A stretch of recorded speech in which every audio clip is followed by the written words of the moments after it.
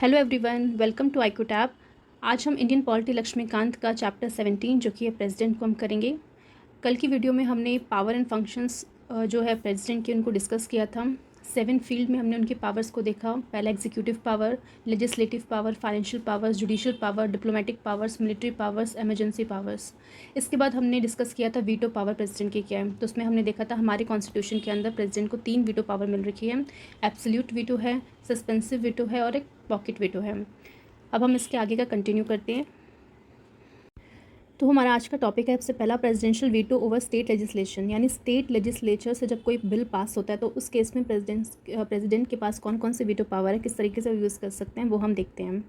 तो सबसे पहले हम बोला गया है कि मान लेते हैं कि कोई एक बिल है वो पास हो गया है स्टेट लेजिस्लेचर से, यानी स्टेट के असेंबली से, और उस बिल को जब उनके असेंबली से पास कर दिया गया तो वो बिल किसके पास जाएगा? गवर्नर के पास जाएगा उनकी एसेंट के लिए।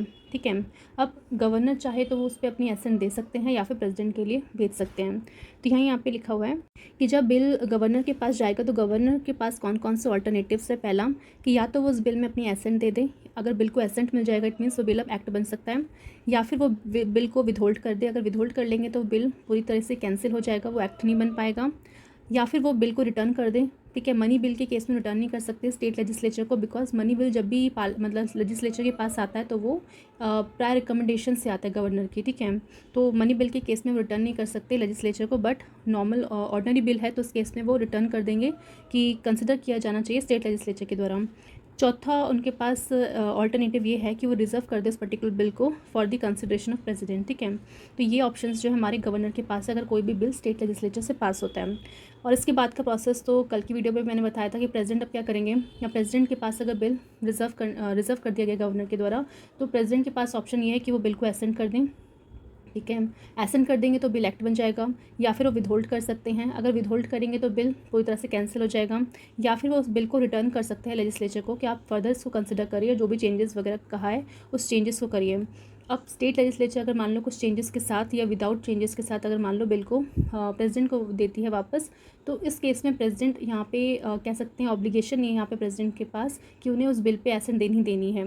तो जिस तरीके से हमने पार्लियामेंट के केस में पढ़ा था कि जब सेकंड टाइम जब बिल रिकंसिडर होकर जो है वापस से पार्लियामेंट से पास होकर प्रेसिडेंट के पास जाएगा तो उस समय प्रेसिडेंट के पास ये मैंडेटरी होता है, ये ऑब्लिगेशन है उनकी कि उन्हें उस बिल को पास करना ही करना पड़ेगा। ठीक है। तो उसमें वो उसके बिल को रोक नहीं सकते, बट स्टेट लेजिस्लेचर के केस में ऐसी ऑब्लिगेशन प्रेसिडेंट के पास नहीं है। यानी हम कह सकते हैं कि जो हमारा स्टेट लेजिस्लेचर है वो कहीं ना कहीं ओवरराइड नहीं कर सकता veto power of the president. ठीक है। तो यानी कि पार्लियामेंट के केस में जो प्रेसिडेंट की इस केस में वीटो पावर जो थी वो सस्पेंसिव वीटो पावर थी। ठीक है। तो सस्पेंसिव वीटो पावर को यूज़ करके जो प्रेसिडेंट थे वो उस पर्टिकुलर बिल को रिटर्न कर रहे थे पार्लियामेंट को, बट हमने देखा था कि जब सेकेंड टाइम इस तरीके से उस वीटो पावर को ओवरराइड करने का जो पावर है हमारी पार्लियामेंट के पास है, वो भी कैसे कर सकती है ओवरराइड? नॉर्मल मतलब ऑर्डिनरी मेजॉरिटी के साथ। ठीक है। तो ऑर्डिनरी मेजॉरिटी से वो ओवरराइड कर सकती है प्रेसिडेंट की वीटो पावर को। बट हम देख सकते हैं कि जो स्टेट लेजिस्लेचर है उसके पास कोई भी ऐसी कह सकते हैं पावर नहीं है कि वो ओवरराइड कर सके वीटो पावर ऑफ प्रेसिडेंट को। और क्योंकि वो ओवरराइड नहीं कर सकते इसलिए प्रेसिडेंट के पास कोई भी ऐसी ऑब्लिगेशन नहीं है, कोई भी ऐसा टाइम लिमिट नहीं डिस्क्राइब कर रखा हमारे कॉन्स्टिट्यूशन के अंदर कि उन्हें इस टाइम के अंदर तक इस पर्टिकुलर बिल को जो है पास करना ही करना है। ठीक है। वो जब मर्जी चाहे उसको उस पर्टिकुलर बिल को जो स्टेट्स है उसे विदहोल्ड करके रख सकते हैं, उसे पॉकेट वीटो के तहत जो है उसमें कोई एक्शन नहीं ले सकते, और जितनी मर्जी चाहे वो रिकंसिडर के भेज सकते हैं लेजिस्लेचर को। ठीक है। तो यानी स्टेट लेजिस्लेचर के केस में प्रेसिडेंट चाहे तो अपनी एब्सोल्यूट वीटो को यूज़ करके उस पर्टिकुलर बिल को पूरी तरह से कैंसिल कर सकते हैं ताकि वो एक्ट ना बने। सस्पेंसिव वीटो को यूज़ कर सकते हैं। ठीक है। और पॉकेट वीटो को भी यूज़ कर सकते हैं। देन यहाँ पे हम इस टेबल के थ्रू समझते हैं क्या कंपैरिजन है वीटो पावर का in case of state legislation में और सेंट्रल लेजिस्लेशन में। ठीक है। तो सबसे पहले हम बात करते हैं सेंटर के केस में। अगर मान लेते हैं कि एक ऑर्डिनरी बिल पास कर दिया गया दोनों हाउसेस से, तो जब वो ऑर्डिनरी बिल दोनों हाउस से यानी लोकसभा से भी और राज्यसभा से पास हो गया तो जब प्रेसिडेंट के पास जा रहा है तो प्रेसिडेंट के पास 3 ऑप्शन होते हैं। या तो उस बिल को रेटिफाई कर दे, रेटिफाई मतलब उसको अपनी एसेंट दे दे, एसेंट देने से क्या हो जाएगा वो बिल एक्ट में कन्वर्ट हो जाएगा, या तो विदहोल्ड कर दे, या फिर हम कह सकते हैं रिजेक्ट कर सकते हैं, या फिर रिटर्न कर सकते हैं पार्लियामेंट को। तो ये 3 केसेस ऑर्डिनरी बिल में देखने को मिले। स्टेट लेजिस्लेचर की बात करते हैं तो उस केस में क्या होता है कि वो पर्टिकुलर बिल को जो स्टेट लेजिस्लेचर से आया है उसको रेटिफाई कर सकते हैं, यानी एसेंट दे सकते हैं, उसको रिजेक्ट कर सकते हैं या फिर रिटर्न कर सकते हैं। ठीक है। मनी बिल के केस में देखते हैं जहाँ बोला गया है कि प्रेसिडेंट के पास दो ही ऑप्शन है मनी बिल में, चाहे वो सेंटर के थ्रू मनी बिल आया हो या फिर स्टेट लेजिस्लेचर के थ्रू मनी बिल आया हो। पहला कि या तो उसे अपनी एसेंट दे दे, उसको रेटिफाई कर दे, या फिर उस बिल को रिजेक्ट कर दे, ठीक है, but can not be return, पर उन्हें वापस से रिकन्सिडर करने के लिए बिल को नहीं भेज सकते, ठीक है, बिकॉज हमने बात पहले भी डिस्कस की है, क्योंकि मनी बिल जब भी इंट्रोड्यूस किया जाता है पार्लियामेंट में कह लो या फिर स्टेट लेजिस्लेचर में, तो पहले प्रायर रिकमेंडेशन उसमें लगती है प्रेसिडेंट की, और जब प्रेसिडेंट की रिकमेंडेशन के थ्रू ही उसको इंट्रोड्यूस किया जा रहा है तो फिर किस तरीके से प्रेसिडेंट कह सकते हैं कि इससे फर्दर आप रिकन्सिडर करो, ठीक है। नेक्स्ट देखते हैं स्टेट लेजिस्लेचर के केस में भी दो ही उनके पास पावर है कि या तो मनी बिल को रेटिफाई कर दें या फिर उसको रिजेक्ट कर दें, ठीक है। नेक्स्ट बात करते हैं अमेंडमेंट बिल्स की, कि कॉन्स्टिट्यूशन अगर अमेंडमेंट बिल है तो उस केस में मतलब जो हमारे प्रेसिडेंट है उनके पास कोई भी वीटो पावर नहीं है, यानी कि they can only be ratified, ठीक है, उन्हें उसको रेटिफाइड करना पड़ेगा, that is can not be rejected और रिटर्न, ठीक है। यानी अगर मान लो कॉन्स्टिट्यूशन अमेंडमेंट बिल आता है तो उस केस में, क्योंकि कॉन्स्टिट्यूशन अमेंडमेंट बिल पहली बात है सिर्फ पार्लियामेंट में इंट्रोड्यूस किया जाता है, स्टेट लेजिस्लेचर में इंट्रोड्यूस नहीं किया जाता।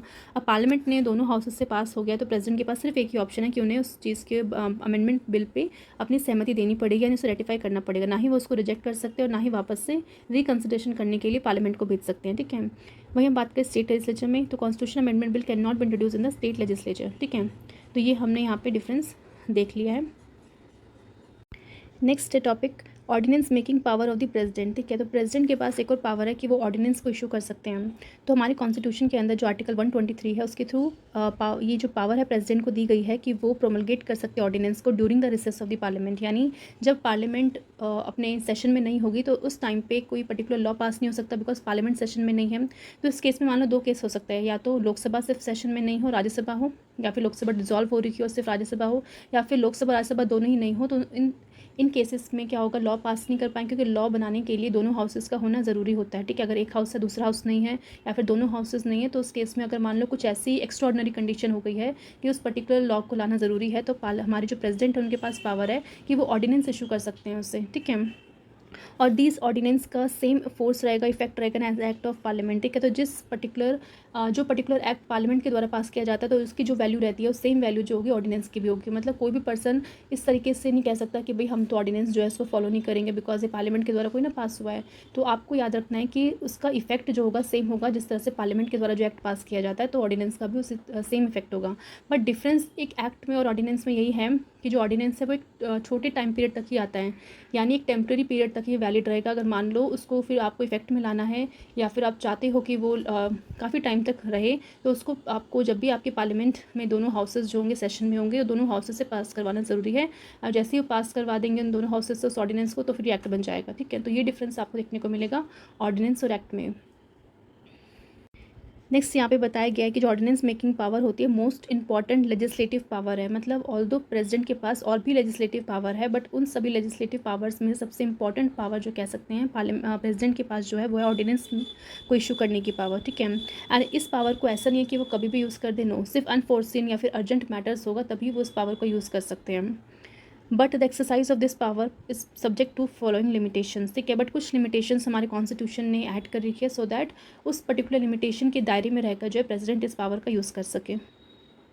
तो पहला लिमिटेशन हम देखते हैं, बोला गया है कि प्रेसिडेंट प्रोमलगेट कर सकते ऑर्डिनेंस को only when both house of the parliament are not in the session, यानी अगर मान लो लोकसभा और राज्यसभा अगर दोनों ही सेशन में नहीं है तब जाके प्रेसिडेंट के द्वारा ऑर्डिनेंस ला सकते हैं, या फिर either of the two house of parliament is not in session, या फिर दोनों में से कोई एक ना, मतलब अगर लोकसभा नहीं है तो राज्यसभा होगी, राज्यसभा नहीं है तो लोकसभा होगी। अगर इस तरह की कंडीशन भी है तो भी हमारे प्रेसिडेंट जो है ऑर्डिनेंस ला सकते हैं। और ordinance can also be issued because a law can be passed by both the house and not one house alone, ठीक है। तो वही बात यहाँ पे रिपीट की जा रही है कि क्योंकि एक लॉ बनाने के लिए आपको ज़रूरी है कि दोनों हाउस से पास करवाना है, तो क्योंकि दोनों हाउस एक साथ प्रेजेंट नहीं है या फिर एक हाउस प्रेजेंट है दूसरा एब्सेंट है, तो उस केस में लॉ लाना तो पास करवाना मुश्किल है, तो ऑर्डिनेंस के थ्रू ही काम किया जाता है। Ordinance made when both house are in session is void, thus the power of president to legislate by ordinance is not a parallel power of legislation. तो ये पॉइंट आपको याद रखने की ज़रूरत है कि जो प्रेसिडेंट के पास पावर है ऑर्डिनेंस को लाने की, उसको आप पैरेलल नहीं रख सकते लेजिस्लेशन की, बिकॉज हमारी जो पार्लियामेंट है, हमारी जो लोकसभा राज्यसभा, ये सब इलेक्ट होकर आई हैं, ठीक है। तो ये जनता के द्वारा इलेक्ट किया गया, तो इनके पास जो पावर है लॉ बनाने की वो सुप्रीम पावर है। पर अगर हम सेम पावर प्रेसिडेंट को दे देंगे तो फिर पार्लियामेंट का तो कोई रोल ही नहीं रह जाएगा। फिर पार्लियामेंट हो या ना हो तो ऑर्डिनेंस के थ्रू ही काम चला लेंगे। तो इसलिए जो भले ही उस अनफोर्सिन कंडीशन में प्रेसिडेंट को ही पावर दी गई है कि आप ऑर्डिनेंस लाइए, बट आपको याद रखना है कि ऑर्डिनेंस की जो टाइम पीरियड है सिर्फ कुछ ही महीने तक रहती है, जो हम अभी आगे देखेंगे। उस पर्टिकुलर पीरियड के बाद जब वो टाइम पीरियड ख़त्म हो जाएगा तो उस ऑर्डिनेंस की वैल्यू ख़त्म हो जाएगी, ठीक है। तो इसलिए उसके जल्दी से जल्दी जो पार्लियामेंट के दोनों हाउसेस के द्वारा उस मतलब ऑर्डिनेंस को पास करवाना ज़रूरी होता है। बिकॉज अगर ऑर्डिनेंस पास नहीं होगा तो उसकी कोई वैल्यू नहीं रह जाएगी। बट अगर बात करते हैं लेजिस्लेचर के द्वारा जो एक्ट पास किया जाता है तो उसकी वैल्यू हमेशा रहती है। बिकॉज एक बार वो दोनों हाउसेस से पास हो गया, प्रेसिडेंट की एसेंट उस पर लग गई, तो आप देखते हो वो मतलब साल भर साल चलता रहता है। तो इसलिए हम कह सकते हैं कि जो प्रेसिडेंट की पावर है ऑर्डिनेंस की, वो बिल्कुल पैरेलल नहीं है लेजिस्लेचर की पावर से, ठीक है। क्योंकि लेजिस्लेचर की जो पावर है वो काफ़ी ज़्यादा है प्रेसिडेंट से, ठीक है। नेक्स्ट लिमिटेशन यहाँ बोली गई है कि अगर प्रेसिडेंट को लगता है कि ऑर्डिनेंस लाने का ये टाइम है, बिकॉज वो सेटिस्फाइड है कि वो जो सर्कमस्टांसेस क्रिएट हुए हैं उसमें बहुत ज़रूरी है कि एक इमीडिएट एक्शन के लिए एक ऑर्डिनेंस लाना ज़रूरी है, बिकॉज सिचुएशन इस तरीके की है, तब जाके जो है प्रेसिडेंट ऑर्डिनेंस को लेके आ सकते हैं। बट आप सोच सकते हो यहाँ पे कि प्रेसिडेंट की सेटिस्फैक्शन पे बात की जा रही है, ठीक है। कि अगर मान लो प्रेसिडेंट सेटिस्फाई हैं कि ये कंडीशन है, तो उस कंडीशन में अगर उन्हें ज़रूरी लगता है कि ऑर्डिनेंस लाना चाहिए तो वो लेके आ रहे हैं। अब हो सकता है कि जो प्रेसिडेंट की सेटिस्फैक्शन हो वो गलत भी हो सकती है, तो उस केस में क्या किया जाएगा। तो हम यहाँ देखते हैं कि एक केस आया था कूपर केस 1970 का। इस केस में बोला गया था सुप्रीम कोर्ट के द्वारा कि जो प्रेसिडेंट की सेटिस्फैक्शन है can be question in the court on the ground of mala fide, यानी अगर वो जो सेटिस्फैक्शन है किसी गलत कारणवश ली गई है, एक मेलाफाइड तरीके से उन्होंने ऑर्डिनेंस को लेके आ रहे हैं, तो उस केस में जो है सुप्रीम कोर्ट चाहे तो उन्हें चैलेंज कर सकती है कोर्ट में, ठीक है। This means that the decision of the president to issue ordinance can be question in the court on the ground that the President has promulgated one house or two house of parliament deliberately with a view to promulgate an ordinance on a controversial subject so as to bypass the parliamentary decision and thereby circumventing the authority of the parliament, ठीक है। तो इसको हम ऐसे समझते हैं कि आप ये बात जानते हो कि जब तक दोनों हाउस एक साथ प्रेजेंट रहेंगे तो ऑर्डिनेंस नहीं ला सकते। तो ऑर्डिनेंस लाने के लिए आपको एक हाउस अगर है और दूसरा नहीं है या फिर दोनों नहीं है तभी आ सकता है। तो यहाँ पे ये बोला जा रहा है कि मान लेते हैं अगर प्रेसिडेंट ऑर्डिनेंस लाना चाहते हैं बट वो दोनों हाउस प्रेजेंट है, तो जब तक वो प्रेजेंट रहेंगे तब तक तो ऑर्डिनेंस ला नहीं सकते। यानी अगर वो डेलिबरेटली अगर एक हाउस को बेसिकली एक हाउस को प्रोरोग कर रहे हैं, तो उस केस में क्या होगा कि एक हाउस प्रेजेंट रहेगा और एक हाउस एब्सेंट रहेगा, तब वो ऑर्डिनेंस ला सकते हैं। अब मेन चीज़ ये आती है कि प्रेसिडेंट ये खुद से करते हैं तो नहीं, बिकॉज हम जानते हैं प्रेसिडेंट हमेशा एड एंड एडवाइस में काम करते हैं काउंसिल ऑफ मिनिस्टर और प्राइम मिनिस्टर की, यानी कहीं ना कहीं प्राइम मिनिस्टर और उनकी काउंसिल ऑफ मिनिस्टर के द्वारा एडवाइस की जाती है प्रेसिडेंट को कि आप इस तरीके से काम कीजिए। तो पास्ट में ऐसा देखने को मिलता था कि मान लेते हैं कि जो हमारी लोकसभा है जहाँ पे रूलिंग पार्टी की अच्छी खासी मेजॉरिटी है एंड वो चाहती है एक पर्टिकुलर बिल को पास करवाना, बट वो बिल जो है राज्यसभा मतलब लोकसभा में तो पास हो चुका है बट राज्यसभा में कहीं ना कहीं पास नहीं हो रहा है। अगर दोनों हाउस से पास नहीं होगा तो आप जान सकते हैं कि वो बिल प्रेसिडेंट तक पहुँचेगा ही नहीं, बिकॉज दोनों हाउस से पास करवाना ज़रूरी है। तो उस केस में हमारी जो council of minister headed by prime minister होते हैं वो क्या करते हैं, प्रेसिडेंट को एडवाइस करते हैं कि आप क्या करो कि हमारा हाउस तो चलता रहेगा बट आप राज्यसभा को प्रोरोग कर दो। और जब भी प्रोरोग किया जाता है किसी भी हाउस के सेशन को, तो वो सेशन वहीं पे ख़त्म हो जाता है और तब तक वो सेशन नहीं मिल सकता जब तक नेक्स्ट सेशन आ गया हो। यानी कि जो हमारा बजट सेशन है, मान लो जो फरवरी से मई तक चलता है, अगर मान लो उसको मार्च में प्रोरोग कर दिया जाएगा तो इट मीन्स भले ही उसके पास मई तक का मौका हो सेशन में बैठने का, बट वो क्योंकि एक बार प्रेसिडेंट के द्वारा प्रोरोग कर दिया गया है तो फिर वो सेशन को वापस से मतलब वो आ नहीं सकते वहाँ पे, ठीक है। देन उन हाउस को वेट करना पड़ेगा जो भी नेक्स्ट सेशन है वहाँ पे मिलने का। और क्योंकि प्रेसिडेंट के द्वारा एक ही हाउस को प्रोरोग किया गया है, यानी उसके सेशन को वहाँ पे टर्मिनेट कर दिया गया है, बट लोकसभा उस समय प्रेजेंट है, तो ऐसी कंडीशन बन जाएगी क्योंकि उस समय लोकसभा रहेगी, राज्यसभा का हाउस प्रोरोग हो चुका होगा, तब प्रेसिडेंट जो है मतलब बेसिकली ऑर्डिनेंस के थ्रू उस पर्टिकुलर बिल को एक तरह से ऑर्डिनेंस के थ्रू पास कर सकते हैं, ठीक है। क्योंकि वो बिल पास नहीं हो रहा था इसलिए उस समय की गवर्नमेंट ने ये डिसाइड किया कि भाई ऐसी कंडीशन हम क्रिएट कर देते हैं जहाँ पे आप उस पर्टिकुलर हाउस को प्रोरोग कर दो, एंड क्योंकि वो हाउस प्रोरोग हो जाएगा तो दोनों हाउसेस की पास होना तो ज़रूरी नहीं है, ऑर्डिनेंस के थ्रू उस पर्टिकुलर बिल को लेके आ जाते हैं। तो वही ये चीज़ यहाँ पर बताया गया रहा है कि अगर मान लो प्रेसिडेंट इस तरीके से करते हैं कि वो कोई भी ऐसे कॉन्ट्रोवर्शियल सब्जेक्ट, मतलब एक ऐसा सब्जेक्ट है जिसके ऊपर राज्यसभा तैयार नहीं थी कि उसको पास करना है, बट उसको डेलिबरेटली पास किया जा रहा था, और क्योंकि उन्होंने उस हाउस को प्रोरोग कर दिया और जो पार्लियामेंट्री डिसीजन था उसको बाईपास करके उस चीज़ को काम किया गया, ठीक है, तो वो कहीं ना कहीं सही नहीं है। तो इस चीज़ के ऊपर हमारे सुप्रीम कोर्ट का ये कहना है कि अगर मान लेते हैं प्रेसिडेंट की जो भी सेटिस्फेक्शन है अगर वो मेलाफाइड निकलती है, गलत निकलती है, तो उसको जुडिशरी क्वेश्चन कर सकती है, ठीक है। तो जुडिशरी बेसिकली ये रीजंस फाइंड आउट करेगी सच में जो दोनों हाउस थे उस समय एब्सेंट थे या फिर एक हाउस एब्सेंट था। अगर सच में एब्सेंट थे फिर देखेंगे कि जो रीजंस बेसिकली प्रेसिडेंट के द्वारा लाए गए हैं कि भाई ऐसी ऐसी कंडीशन थी, एनफोर्सिंग कंडीशन थी, उसमें ऑर्डिनेंस लाना ज़रूरी था, तो उन सब चीज़ों को चेक करेगी। देन हम जैसा जानते हैं, हमने पहले भी डिस्कस किया है कि 38 कॉन्स्टिट्यूशन अमेंडमेंट एक्ट आया था 1975 में इंदिरा गांधी की गवर्नमेंट के टाइम में। तो उस समय ये अमेंडमेंट इसलिए लाया गया था बिकॉज प्रेसिडेंट की सेटिस्फेक्शन है उनको फाइनल माना जाता था और कंक्लूसिव माना जाता था। और एक कहा गया था कि जो प्रेसिडेंट की सेटिस्फेक्शन है, चाहे वो नेशनल इमरजेंसी को लगाने की हो, प्रेसिडेंशियल रूल को लगाने की हो, फाइनेंशियल इमरजेंसी को लगाने की हो, यहाँ तक कि ऑर्डिनेंस को लाने की भी जो भी सेटिस्फेक्शन है उसमें जुडिशरी इंटरफेयर नहीं करेगी। बट क्योंकि ये प्रोविजन कहीं ना कहीं गलत था इसलिए इसको डिलीट कर दिया गया 44th कॉन्स्टिट्यूशन अमेंडमेंट एक्ट 1978 में। एंड प्रेसिडेंट की सेटिस्फेक्शन को जस्टिफाई किया जाएगा किस ग्राउंड के बेसिस से नलिफाइड, यानी कहीं ना कहीं अगर वो सेटिस्फेक्शन गलत है तो जुडिशरी वहाँ पे एक्शन ले सकती है। नेक्स्ट हम देखते हैं कि जो उनके ऑर्डिनेंस मेकिंग पावर है, तो इसमें बेसिकली ये बोल रहे हैं कि जो ऑर्डिनेंस मेकिंग पावर है वो को extensive has regard all the matters except duration with law making power of the parliament. ठीक है, यानी कि जो पार्लियामेंट की जो लॉ मेकिंग पावर है तो उसका जो इफेक्ट रहेगा वही सेम इफेक्ट ऑर्डिनेंस का भी देखने को मिलेगा। ठीक है, सबसे पहला यही बोला जा रहा है कि जो ऑर्डिनेंस को इशू किया जाता है ओनली दोज मैटर्स, ओनली दो subjects on which the parliament can make laws. ठीक है, तो वो सारे सब्जेक्ट जिसमें पार्लियामेंट के पास पावर है कि वो लॉ बना सकती है, सिर्फ उन्हीं सब्जेक्ट्स के ऊपर जो प्रेसिडेंट भी ऑर्डिनेंस ला सकते हैं। तो पार्लियामेंट किन किन पे लॉ बना सकती है, यूनियन लिस्ट में सब्जेक्ट है उन पे, कॉन्करेंट लिस्ट में सब्जेक्ट है उन पे लॉ बना सकती है, तो इन्हीं सब्जेक्ट्स के ऊपर ऑर्डिनेंस भी इशू कर सकते हैं हमारे प्रेसिडेंट। बट स्टेट लिस्ट में हमने देखा है कि पार्लियामेंट के पास पावर नहीं है कि वो उस पर लॉ बनाए। हाँ, कुछ अदर सर्कमस्टांसेस होंगे तब हमें कह सकते हैं पार्लियामेंट के पास पावर है, बट अगर हम नॉर्मल सर्कमस्टांसेस की बात करें तो वहाँ पे पार्लियामेंट के पास पावर नहीं कि वो स्टेट लिस्ट में जो भी मैटर्स है उन पे लॉ बनाए। इसलिए जो है हमारे जो प्रेसिडेंट है वो भी स्टेट लिस्ट में जो मैटर्स है उन पे ऑर्डिनेंस नहीं ला सकती। नेक्स्ट यहाँ पे बोला गया है कि ordinance is subject to the same constitutional limitation as an act of parliament. ठीक है, तो यानी पार्लियामेंट का जो एक्ट होता है उसकी जो कॉन्स्टिट्यूशनल लिमिटेशन है सेम लिमिटेशन जो ऑर्डिनेंस में भी अप्लाई की जाती है। तो किस लिमिटेशन की बात करें, तो जैसे कि हमने देखा है कि पार्लियामेंट ऐसा कोई लॉ नहीं ला सकती जिससे कहीं ना कहीं किसी पर्सन की फंडामेंटल राइट को छीना जा रहा है। ठीक है, तो ये हम पहले जानते हैं। अगर मान लो पार्लियामेंट इस तरह का कोई भी लॉ ला रही है जो किसी के फंडामेंटल राइट को छीन रहा है तो उस केस में हमारी जुडिशियल रिव्यू के तहत उस पर्टिकुलर लॉ को अनकॉन्स्टिट्यूशनल कह सकती है। और सेम यहीं पे बोला जा रहा है कि ऑर्डिनेंस भी ऐसे चीज़ों के ऊपर ऑर्डिनेंस नहीं ला सकते जिससे आप किसी के फंडामेंटल राइट्स को छीन रहे हो। ठीक है, तो जो कॉन्स्टिट्यूशन लिमिटेशन पुट करी है पार्लियामेंट के एक्ट पे, सेम लिमिटेशन ऑर्डिनेंस में भी लागू की है कि वो भी ऐसे चीज़ के ऊपर ऑर्डिनेंस नहीं ला सकते जिससे लोगों के फंडामेंटल राइट्स को नुकसान पहुँचेगा।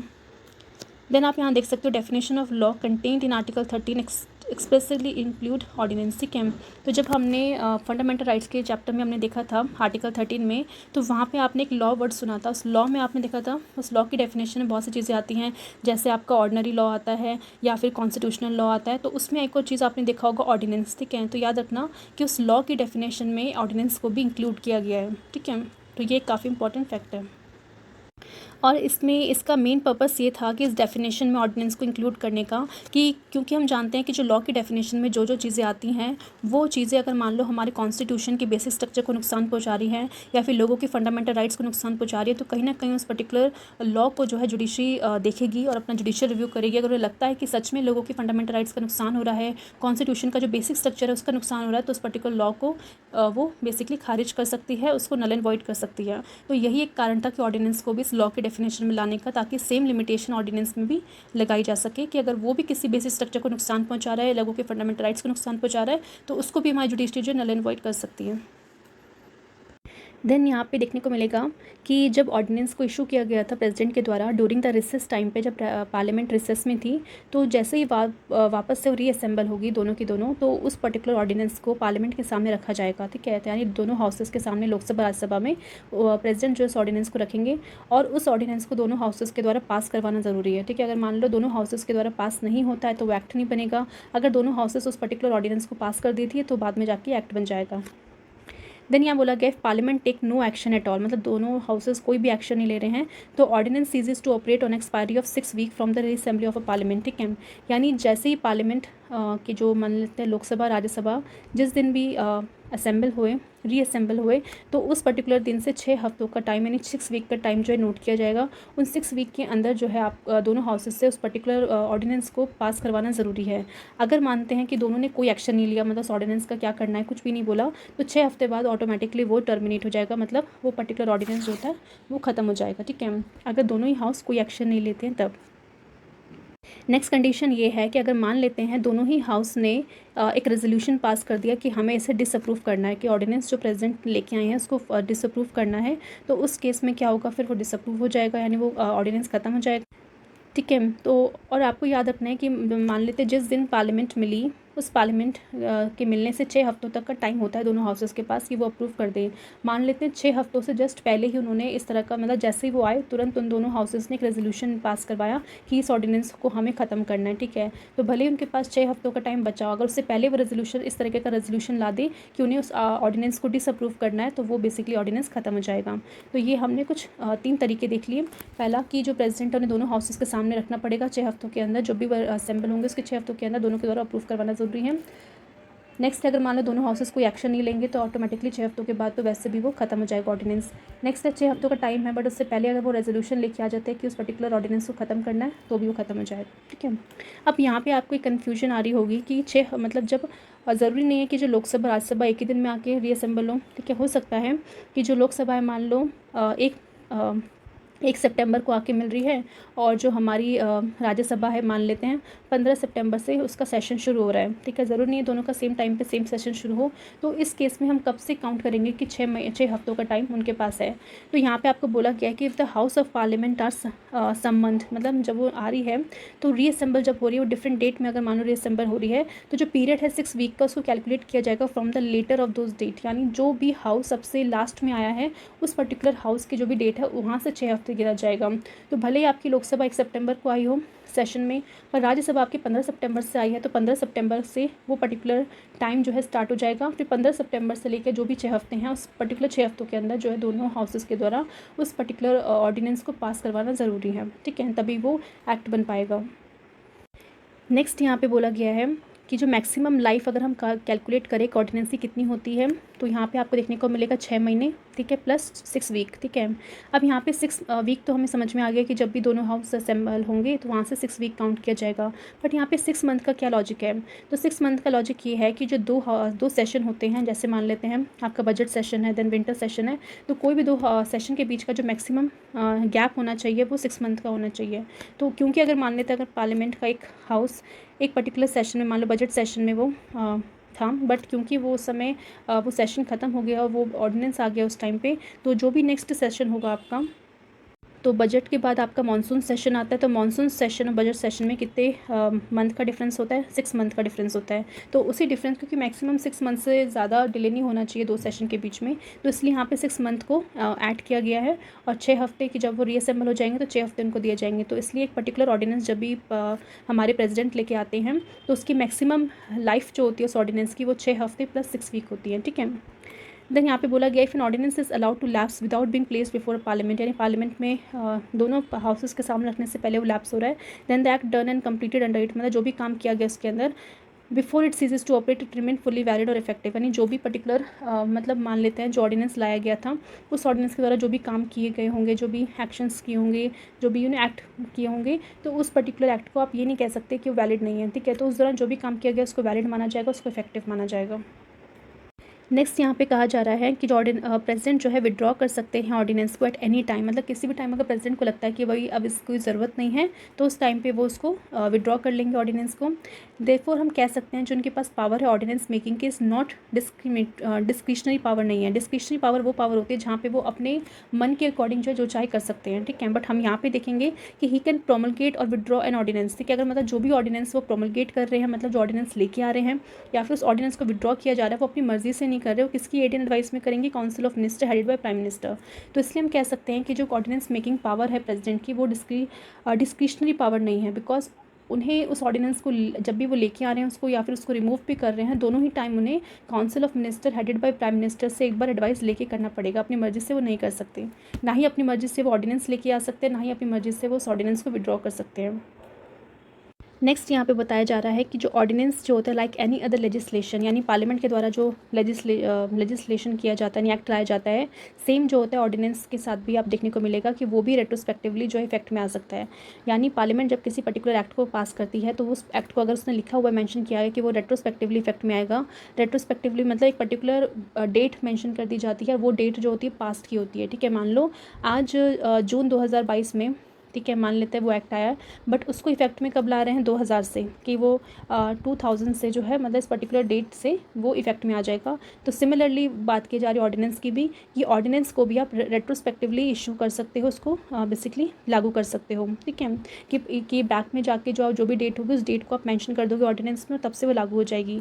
साथ ही साथ ऑर्डिनेंस को आप यूज़ कर सकते हो मॉडिफाई करने के लिए या फिर रिपील करने के लिए एनी एक्ट ऑफ पार्लियामेंट और एनी अदर ऑर्डिनेंस। ठीक है, यानी कि पार्लियामेंट के द्वारा मान लो पहले कुछ एक्ट बनाया होगा, तो उस एक्ट में कुछ खामियां हैं या फिर उसमें कुछ पॉइंट चेंज करना है, कोई प्रोविजन कोई क्लॉज चेंज करना है, तो उस पर्टिकुलर एक्ट में जो भी मॉडिफिकेशन करनी है या फिर उस पूरे एक्ट को रिपील क्यों ना करना हो, वो भी जो है ऑर्डिनेंस के थ्रू किया जा सकता है। ठीक है, तो ये काफ़ी अच्छा पॉइंट है जहाँ पे आप कंफ्यूज हो सकते हो, बिकॉज पार्लियामेंट के द्वारा जो एक्ट बनाया जाता है कि ऑर्डिनेंस उसको रिपील कर सकता है, येस उसे रिपील भी कर सकता है और उसे मॉडिफाई भी कर सकता है। साथ ही साथ ऑर्डिनेंस जो है ऑल्टर कर सकता है, अमेंड कर सकता है टैक्स लॉ को भी। ठीक है, यानी टैक्स से रिलेटेड जो भी लॉज बनाए जा रहे हैं उस लॉ में कोई भी चेंजेस लाना हो या पूरी तरह से उस लॉ को ख़त्म करना हो, तो वो ऑर्डिनेंस के थ्रू किया जा सकता है। बट एक चीज़ है जो ऑर्डिनेंस नहीं कर सकता, वो ये है कि वो कॉन्स्टिट्यूशन को अमेंड नहीं कर सकता। ठीक है, तो ये सारी चीज़ें आपको ये ध्यान में रखनी होगी। अब बेसिकली बोला जा रहा है कि जो ऑर्डिनेंस मेकिंग पावर है हमारी प्रेसिडेंट की, वो काफ़ी अनयूजुअल माना जाता है, बिकॉज ऐसी पावर किसी और डेमोक्रेटिक कंट्री के प्रेसिडेंट को नहीं मिली है। चाहे आप बात कर लो यूएसए की, यूके की, तो ये भी डेमोक्रेटिक कंट्री है, यानी इनके जो डेमोक्रेटिक कॉन्स्टिट्यूशन है उस कॉन्स्टिट्यूशन के अंदर उनके प्रेसिडेंट को इस तरह की ऑर्डिनेंस मेकिंग पावर नहीं दी है। बट हमारे इंडिया में जो हमारे प्रेसिडेंट को ऑर्डिनेंस मेकिंग पावर दी है। तो जब ये चीज़ कॉन्स्टिट्यूशन में ऐड की जा रही थी, तो आप सोच सकते हो उस समय जो कॉन्स्टिट्यूशन असेंबली के मेंबर होंगे, तो उन्होंने इस चीज़ के ऊपर बी आर अम्बेडकर जी से पूछा होगा कि भाई आप ऑर्डिनेंस मेकिंग पावर हमारे प्रेसिडेंट को क्यों दे रहे हो, जबकि आपको देखने को मिलेगा कि बाकी जितनी डेमोक्रेटिक कंट्रीज़ हैं उनके प्रेसिडेंट के पास भी पावर नहीं है। तो बी आर अम्बेडकर जी ने उस समय यही कहा था कि जो ordinance set has been device in order to enable the executive to deal with a situation that may suddenly और immediately arise when the parliament is not session. तो बी आर अम्बेडकर ये कहते हैं कि अगर मान ले कभी ऐसी कंडीशन आ गई, मतलब कोई भी अनफोर्सिंग कंडीशन आ गई और उस कंडीशन में ज़रूरी हो जाएगा कि भाई लॉ लेके आना है, कुछ भी कुछ करना है, बट पार्लियामेंट सेशन में नहीं है, तो किस तरीके से लॉ लिया जाएगा। तो उस समय एक ऐसा तरीका होना चाहिए जहाँ पे हमारी जो council of minister headed by prime minister वो एडवाइस कर सके प्रेसिडेंट को कि आप इस मैटर के ऊपर लॉ लेके आ जाइए। फॉर एग्जाम्पल बात करते हैं अभी कोरोना के टाइम पर, आप देख सकते हैं कि जब हमारे पार्लियामेंट के सेशन मिल नहीं रहे थे और उनकी जो भी प्रोसीडिंग थी वो सब कैंसिल कर दी थी, बिकॉज उस समय आप कोई भी मेंबर जो था मतलब मीटिंग नहीं करना चाहता था, बिकॉज इतना ज़्यादा क्रिटिकल कंडीशन थी, लॉकडाउन की सिचुएशन थी। तो उस टाइम पे जो भी उस कंडीशन को मतलब कोरोना ऐसी कंडीशन को ठीक करने के लिए कुछ ना कुछ तो लॉ लाने थे ताकि लोग अपने घर से ना निकले। लॉकडाउन के काफ़ी सारे प्रोविजंस थे ऐसे जो लागू करने थे। तो उस केस में हमारी जो कह सकते हैं कैबिनेट है, काउंसिल ऑफ मिनिस्टर है, तो उनके पास एक ही ऑप्शन था कि वो प्रेसिडेंट के को कह के एक ऑर्डिनेंस इशू कर दें। और जैसे कि हम देखते हैं कि किया भी गया था कोरोना के टाइम पे ऑर्डिनेंस को इशू। तो इसलिए हम कह सकते हैं कि ये चीज़ सोच के हमारे बी आर अम्बेडकर जी ने इसको हमारे कॉन्स्टिट्यूशन के अंदर रखा है। ठीक है, देन आपको ध्यान में रखना है कि ये जो ऑर्डिनेंस मेकिंग पावर हमारे प्रेसिडेंट की has no necessary connection with the national emergency envisaged in article 352।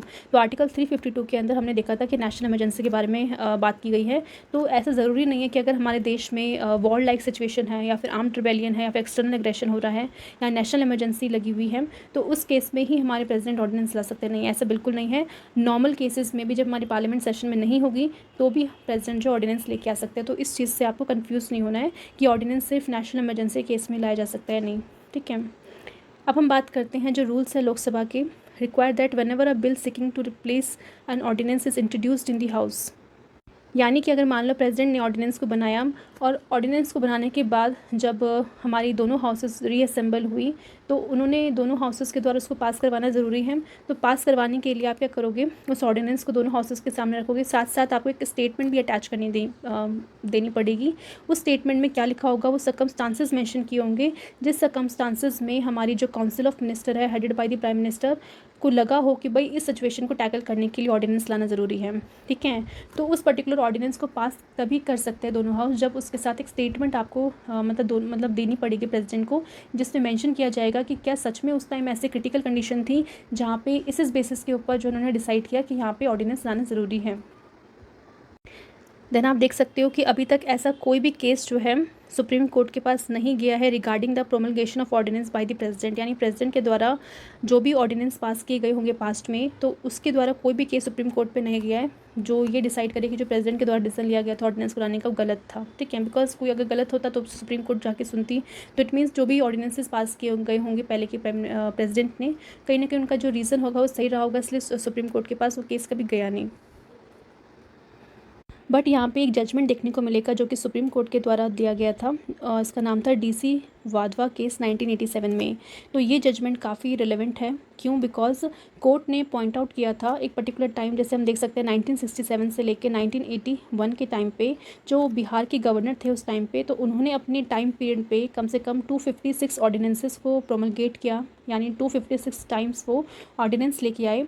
And all these were kept in force for period ranging from 1 to 14 years by promulgation from time to time, यानी 1 से 14 साल के बीच में उन्होंने ये सब किया। ठीक है, तो वो किस तरीके से कर रहे थे? तो देखा ये जा रहा था सुप्रीम कोर्ट के द्वारा कि बिहार में जब भी जो भी उनकी असेंबली होती थी, तो जैसे ही असेंबली का सेशन ख़त्म हुआ तो उनके गवर्नर, क्योंकि गवर्नर के पास भी पावर है, आपको ध्यान रखना पड़ेगा कि वो भी ऑर्डिनेंस को प्रोमलगेट कर सकते हैं, वो भी ऑर्डिनेंस लेके आ सकते हैं उन मैटर्स के ऊपर जो कि स्टेट लिस्ट पे मेंशन है। ठीक है, तो किस तरीके से कर सकते हैं वो हम गवर्नर का जब चैप्टर आएगा तो हम अच्छे से डिटेल में पढ़ेंगे।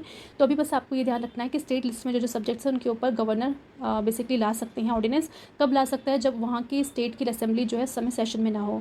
तो वही चीज़ देखी गई थी कि जो बिहार के गवर्नर थे उन्होंने देखा कि भाई सेशन असेंबली में तो असेंबली सेशन में नहीं है, तो उस टाइम पे ऑर्डिनेंस लेके आ गए। और क्योंकि जब तक असेंबली सेशन में नहीं आई है तब तक वो ऑर्डिनेंस काम करता था, और जैसे असेंबली वापस से अपने सेशन में आती है उससे पहले ही वो उस ऑर्डिनेंस को वापस खींच लेते हैं, यानी विड्रॉल कर लेते हैं।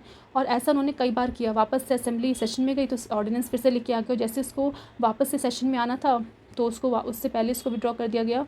तो ये सब चीज़ें उन्होंने कम से कम 14 साल तक करी। ठीक है, तो उस टाइम पे उन्होंने 256 टाइम ऑर्डिनेंस को इस तरह से पास कर रहे थे। तो कहीं ना कहीं ये शो कर रहा था कि जो ऑर्डिनेंस प्रेसिडेंट के द्वारा लाया गया है वो उस असेंबली से इसलिए पास नहीं करवा रहे बिकॉज उन्हें डर है इस बात का कि यार वो तो अगर असेंबली में ऑर्डिनेंस जाएगा तो वो तो पास हो नहीं पाएगा, और पास नहीं हो पाएगा तो एक्ट नहीं बन पाएगा। बट उन्हें ज़रूरी था कि ऑर्डिनेंस लेके आना है, कि वो मैटर इस तरीके से था कि पास नहीं हो रहा है तो हम ऑर्डिनेंस के थ्रू लेके आ जाते हैं।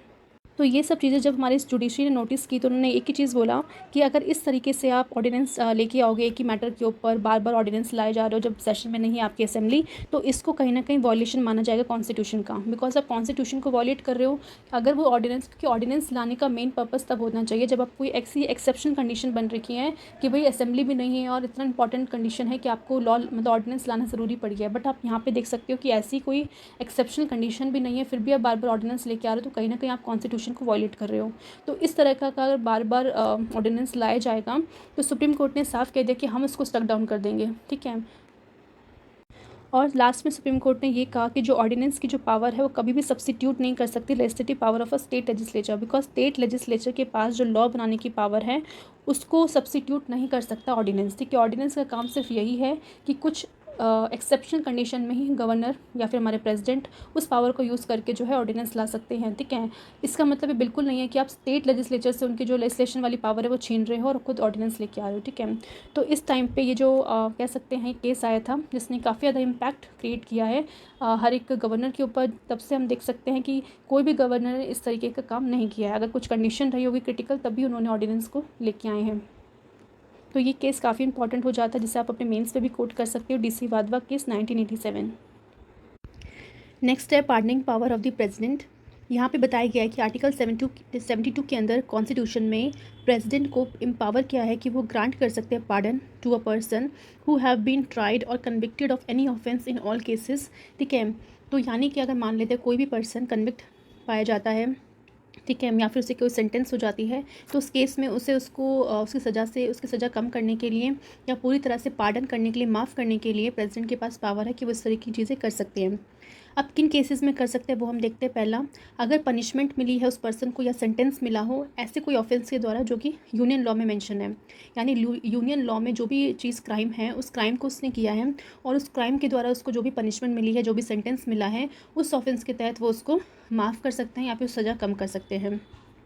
दूसरे, पनिशमेंट और सेंटेंस इस बाय अ कोर्ट मार्शल, यानी मिलिट्री कोर्ट के द्वारा अगर मान लो किसी पर्सन को सज़ा दी गई है, कोई सेंटेंस दिया गया है, तो उस द्वारा उसके केस में भी हमारे प्रेसिडेंट के पास पावर है कि उसको पार्डन कर सकते हैं। थर्ड, कि अगर उस पर्सन को सेंटेंस ऑफ डेथ यानी फांसी की सज़ा हुई है तो उस केस में भी वो उस पर्सन को पार्डन कर सकते हैं। तो ये इन 3 केसेस में हम कह सकते हैं कि हमारे प्रेसिडेंट के पास पावर है किसी भी पर्सन को पार्डन करने की या फिर उसकी सज़ा थोड़ी कम करने की। अब जो पार्डनिंग पावर है हमारे प्रेसिडेंट की वो इंडिपेंडेंट है जुडिशरी के, यानी हम ये नहीं कह सकते कि जो पार्डनिंग पावर दी गई है प्रेसिडेंट को जुडिशियल पावर के अंदर आती, नो। वो उनकी एग्जीक्यूटिव पावर है। तो जिस तरीके से हमने जब पढ़ रहे थे बहुत सारी power, legislative power, executive power, judicial power, तो इन सारी पावर को हमने डिस्कस किया था। तो आपको अगर याद हो तो हमने पार्डनिंग पावर उनकी एग्जीक्यूटिव पावर के अंदर किया था, ठीक है। यानी एग्जीक्यूटिव पावर के तहत हमारे प्रेसिडेंट किसी पर्सन को पार्डन कर सकते हैं उसकी सज़ा से। It is an exclusive executive power है, but the president while exercising this power does not sit as a court of appeal, ठीक है। और जब भी प्रेसिडेंट इस पावर को यूज़ करेंगे उसके खिलाफ कोई कोर्ट ऑफ अपील नहीं जानी चाहिए, ठीक है।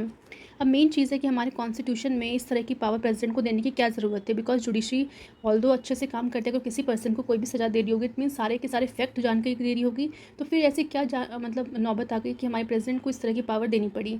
तो इसके दो रीज़न हमारे कॉन्स्टिट्यूशन में मेंशन किए गए हैं। फर्स्ट रीज़न में बोला गया है to keep the door open for correcting any judicial error.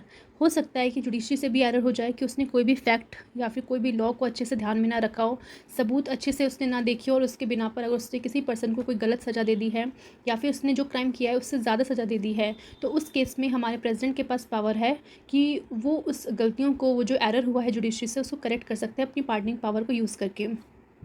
दूसरा रीज़न बताया गया to afford relief from a sentence, यानी कि अगर मान लेते हैं किसी पर्सन को सेंटेंस कर दिया गया है, मतलब फांसी सुना दी गई है, तो उसे रिलीफ करने के लिए भी इस तरह की चीज़ें की जा सकती है। Which the president regard as unduly harsh, because president को लगता है कि वो काफ़ी हार्श पनिशमेंट दे दी है उस पर्सन को, तो उससे रिलीफ देने के लिए मतलब प्रेसिडेंट अपनी पार्डनिंग पावर को यूज़ कर सकते हैं।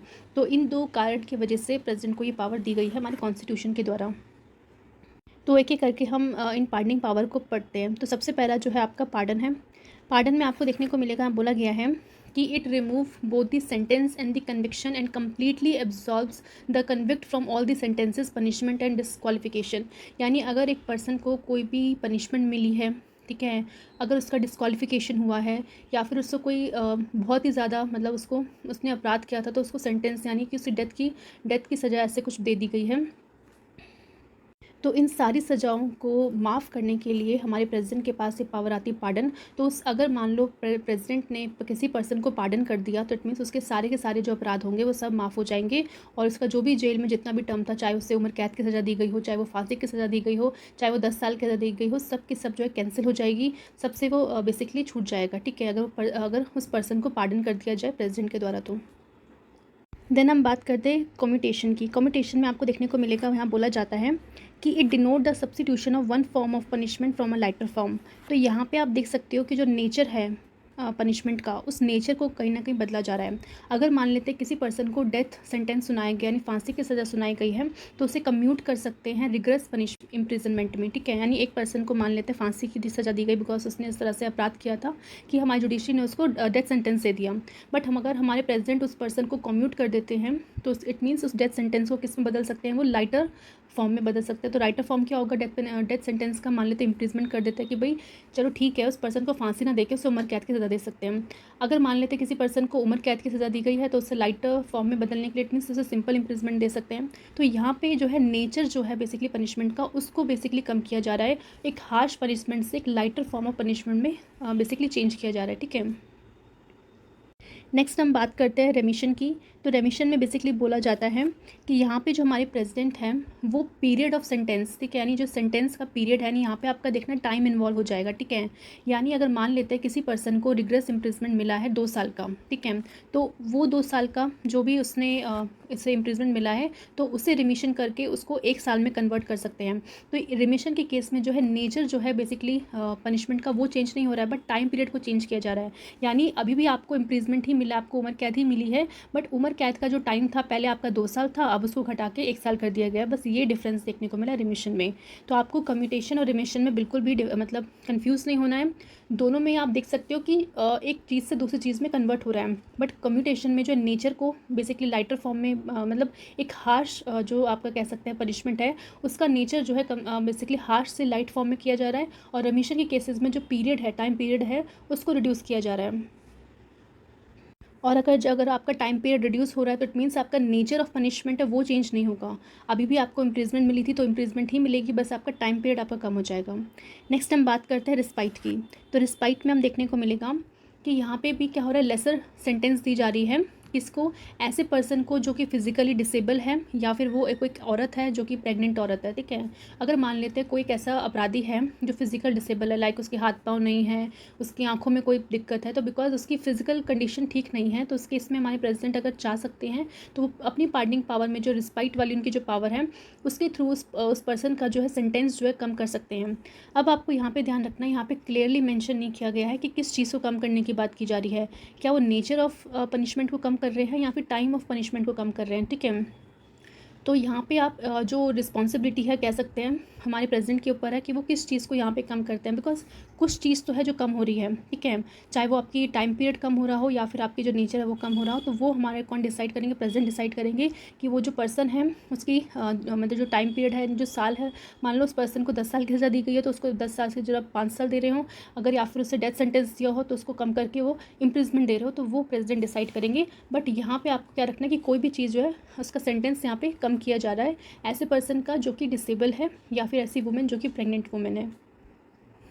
नेक्स्ट आपका है रिप्राइव। रिप्राइव में बोला गया है कि यहाँ पे स्टे लगा दिया जाता है एग्जीक्यूशन ऑफ अ सेंटेंस। देखिए अगर मान लो जुडिशरी ने कोई भी सेंटेंस दिया है तो उस सेंटेंस में एग्जीक्यूशन मतलब एक तरह से उसको एग्जीक्यूट करने से पहले अगर प्रेसिडेंट उस पर स्टे लगा देते हैं, यानी टेम्प्रेरी पीरियड के लिए उस चीज़ को रोकने के लिए रिप्राइव वाला बेसिकली पावर को यूज़ किया जाता है। तो नॉर्मली जो स्टे लगाया जाता है वो अगर मान लो डेथ सेंटेंस अगर मिला हो किसी पर्सन को, तो क्योंकि आप देख सकते हो एक पर्सन को फांसी होने वाली है, ठीक है। तो फांसी होने को मतलब फांसी होने वाली है, बट उस पर्सन की जो फांसी है वो कहीं ना कहीं रोक दी गई है प्रेसिडेंट के द्वारा एक टेम्प्रेरी पीरियड के लिए। किस तरीके से रोकी गई है? रिप्राइव को यूज़ करके, ठीक है।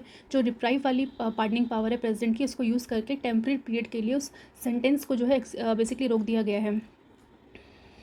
और मेन पर्पस जो है इसको रोकने का वो ये होता है कि जो भी पर्सन है जिसको भी फांसी होने वाली है, कम से कम उसको इतना टाइम मिल जाए कि वो उस ड्यूरेशन में प्रेसिडेंट से पार्डन मांग सके या फिर कम्यूटेशन मांग सके। बिकॉज हर एक पर्सन के पास ये राइट है कि वो इस तरह की चीज़ें जो है प्रेसिडेंट से मांग सकता है। प्रेसिडेंट के ऊपर है कि वो चीज़ दे या ना दे, बिकॉज उनके ऊपर कोई भी ऑब्लिगेशन नहीं है।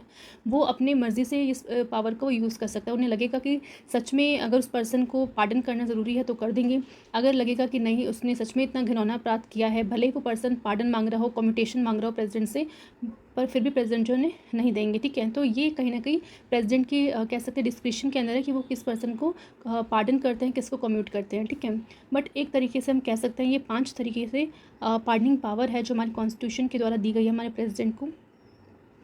नेक्स्ट हम देखते हैं कि आर्टिकल 161 के अंडर हमारे गवर्नर को भी जो है कॉन्स्टिट्यूशन के द्वारा जो है पार्डनिंग पावर दी गई है, ठीक है। तो गवर्नर के पास कौन कौन सी पार्डनिंग पावर है? वो बेसिकली ग्रांट कर सकते हैं पार्डन, रिप्राइव कर सकते हैं, रिस्पाइट, रेमिशन ऑफ पनिशमेंट या फिर कोई भी सस्पेंड कर सकते हैं, रेमिट कर सकते हैं, कम्यूट कर सकते हैं sentence of any person convicted of any offence against the state law. तो यहाँ पे आपको ध्यान रखना पड़ेगा कि स्टेट लॉ में जो भी चीज़ें मेंशन की गई है उस पर्टिकुलर चीज़ों के बेसिस पर अगर मान लो किसी पर्सन ने कोई क्राइम किया है, ठीक है, स्टेट लॉ में जो जो चीज़ें मेंशन हैं उसके अंदर अगर किसी ने क्राइम किया है तो वहाँ पे जो सज़ा दी जाएगी वहाँ की हाई कोर्ट के द्वारा या फिर जो लोअर जुडिशरी के द्वारा, तो उस पर्टिकुलर चीज़ में जो भी सज़ा दी है, पनिशमेंट दी है, सेंटेंस दी है, तो उस केस में भी पार्डन करना, रिप्राइव करना, रिस्पाइट करने की पावर हमारे गवर्नर को दी गई है, ठीक है। बट आपको यहाँ पे एक चीज़ ध्यान रखनी पड़ेगी, जो पार्डनिंग पावर है हमारे गवर्नर के पास वो कहीं ना कहीं डिफरेंट है हमारे प्रेसिडेंट से। किन केसेस में? 2 केसेस में। तो कौन कौन से केसेस है वो हम देखते हैं। सबसे पहले यहाँ पे बोला गया है कि जो हमारे प्रेसिडेंट है पार्डन कर सकते हैं सेंटेंस को inflicted by court martial and military court.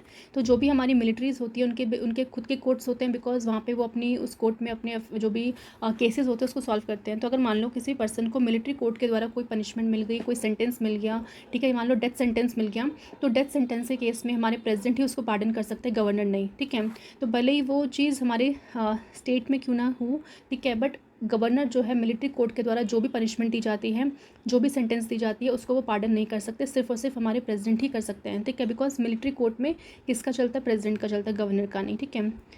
Next यहाँ पे बोला गया है कि जो हमारे प्रेसिडेंट है can pardon death sentence while governor can not. साथ ही साथ जो डेथ सेंटेंस दिया जाता है जुडिशरी के द्वारा, चाहे हाई कोर्ट के द्वारा दिया गया हो या फिर आपकी जो लोअर जुडिशरी द्वारा दिया हो, तो उसमें अगर उस पर्सन ने कोई गलत काम किया है और उसको फांसी की सज़ा हो गई है, तो उसकी फांसी की सज़ा को पार्डन करना है, मतलब पूरी तरह से उसको मतलब उसकी फांसी को ख़त्म कर देना, उसको पूरी चीज़ों से आज़ाद करने की जो पावर है गवर्नर के पास नहीं है, सिर्फ और प्रेसिडेंट के पास है, ठीक है।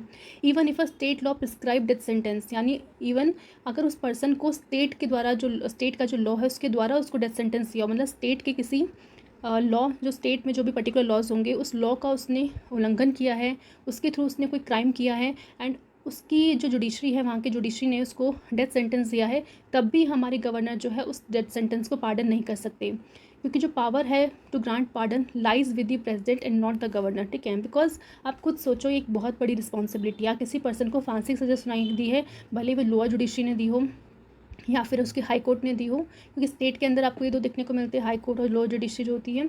तो इन दोनों के द्वारा अगर किसी पर्सन को फांसी की सज़ा हो गई है तो वो बहुत बड़ी बात है, क्योंकि उसने मान लो कुछ ऐसा क्राइम किया है, तो उस पर्टिकुलर चीज़ के ऊपर हमारे प्रेसिडेंट का हक है कि वो उसको पार्डन कर सकते हैं, गवर्नर नहीं। बिकॉज गवर्नर भी तो हम देखते हैं ना कि वो किसके द्वारा अपॉइंटेड है, प्रेसिडेंट के पास। तो इतनी पावर हमारे गवर्नर को नहीं दी गई है कि आप उस पर्सन को पार्डन करो जैसे डेथ सेंटेंस मिला है।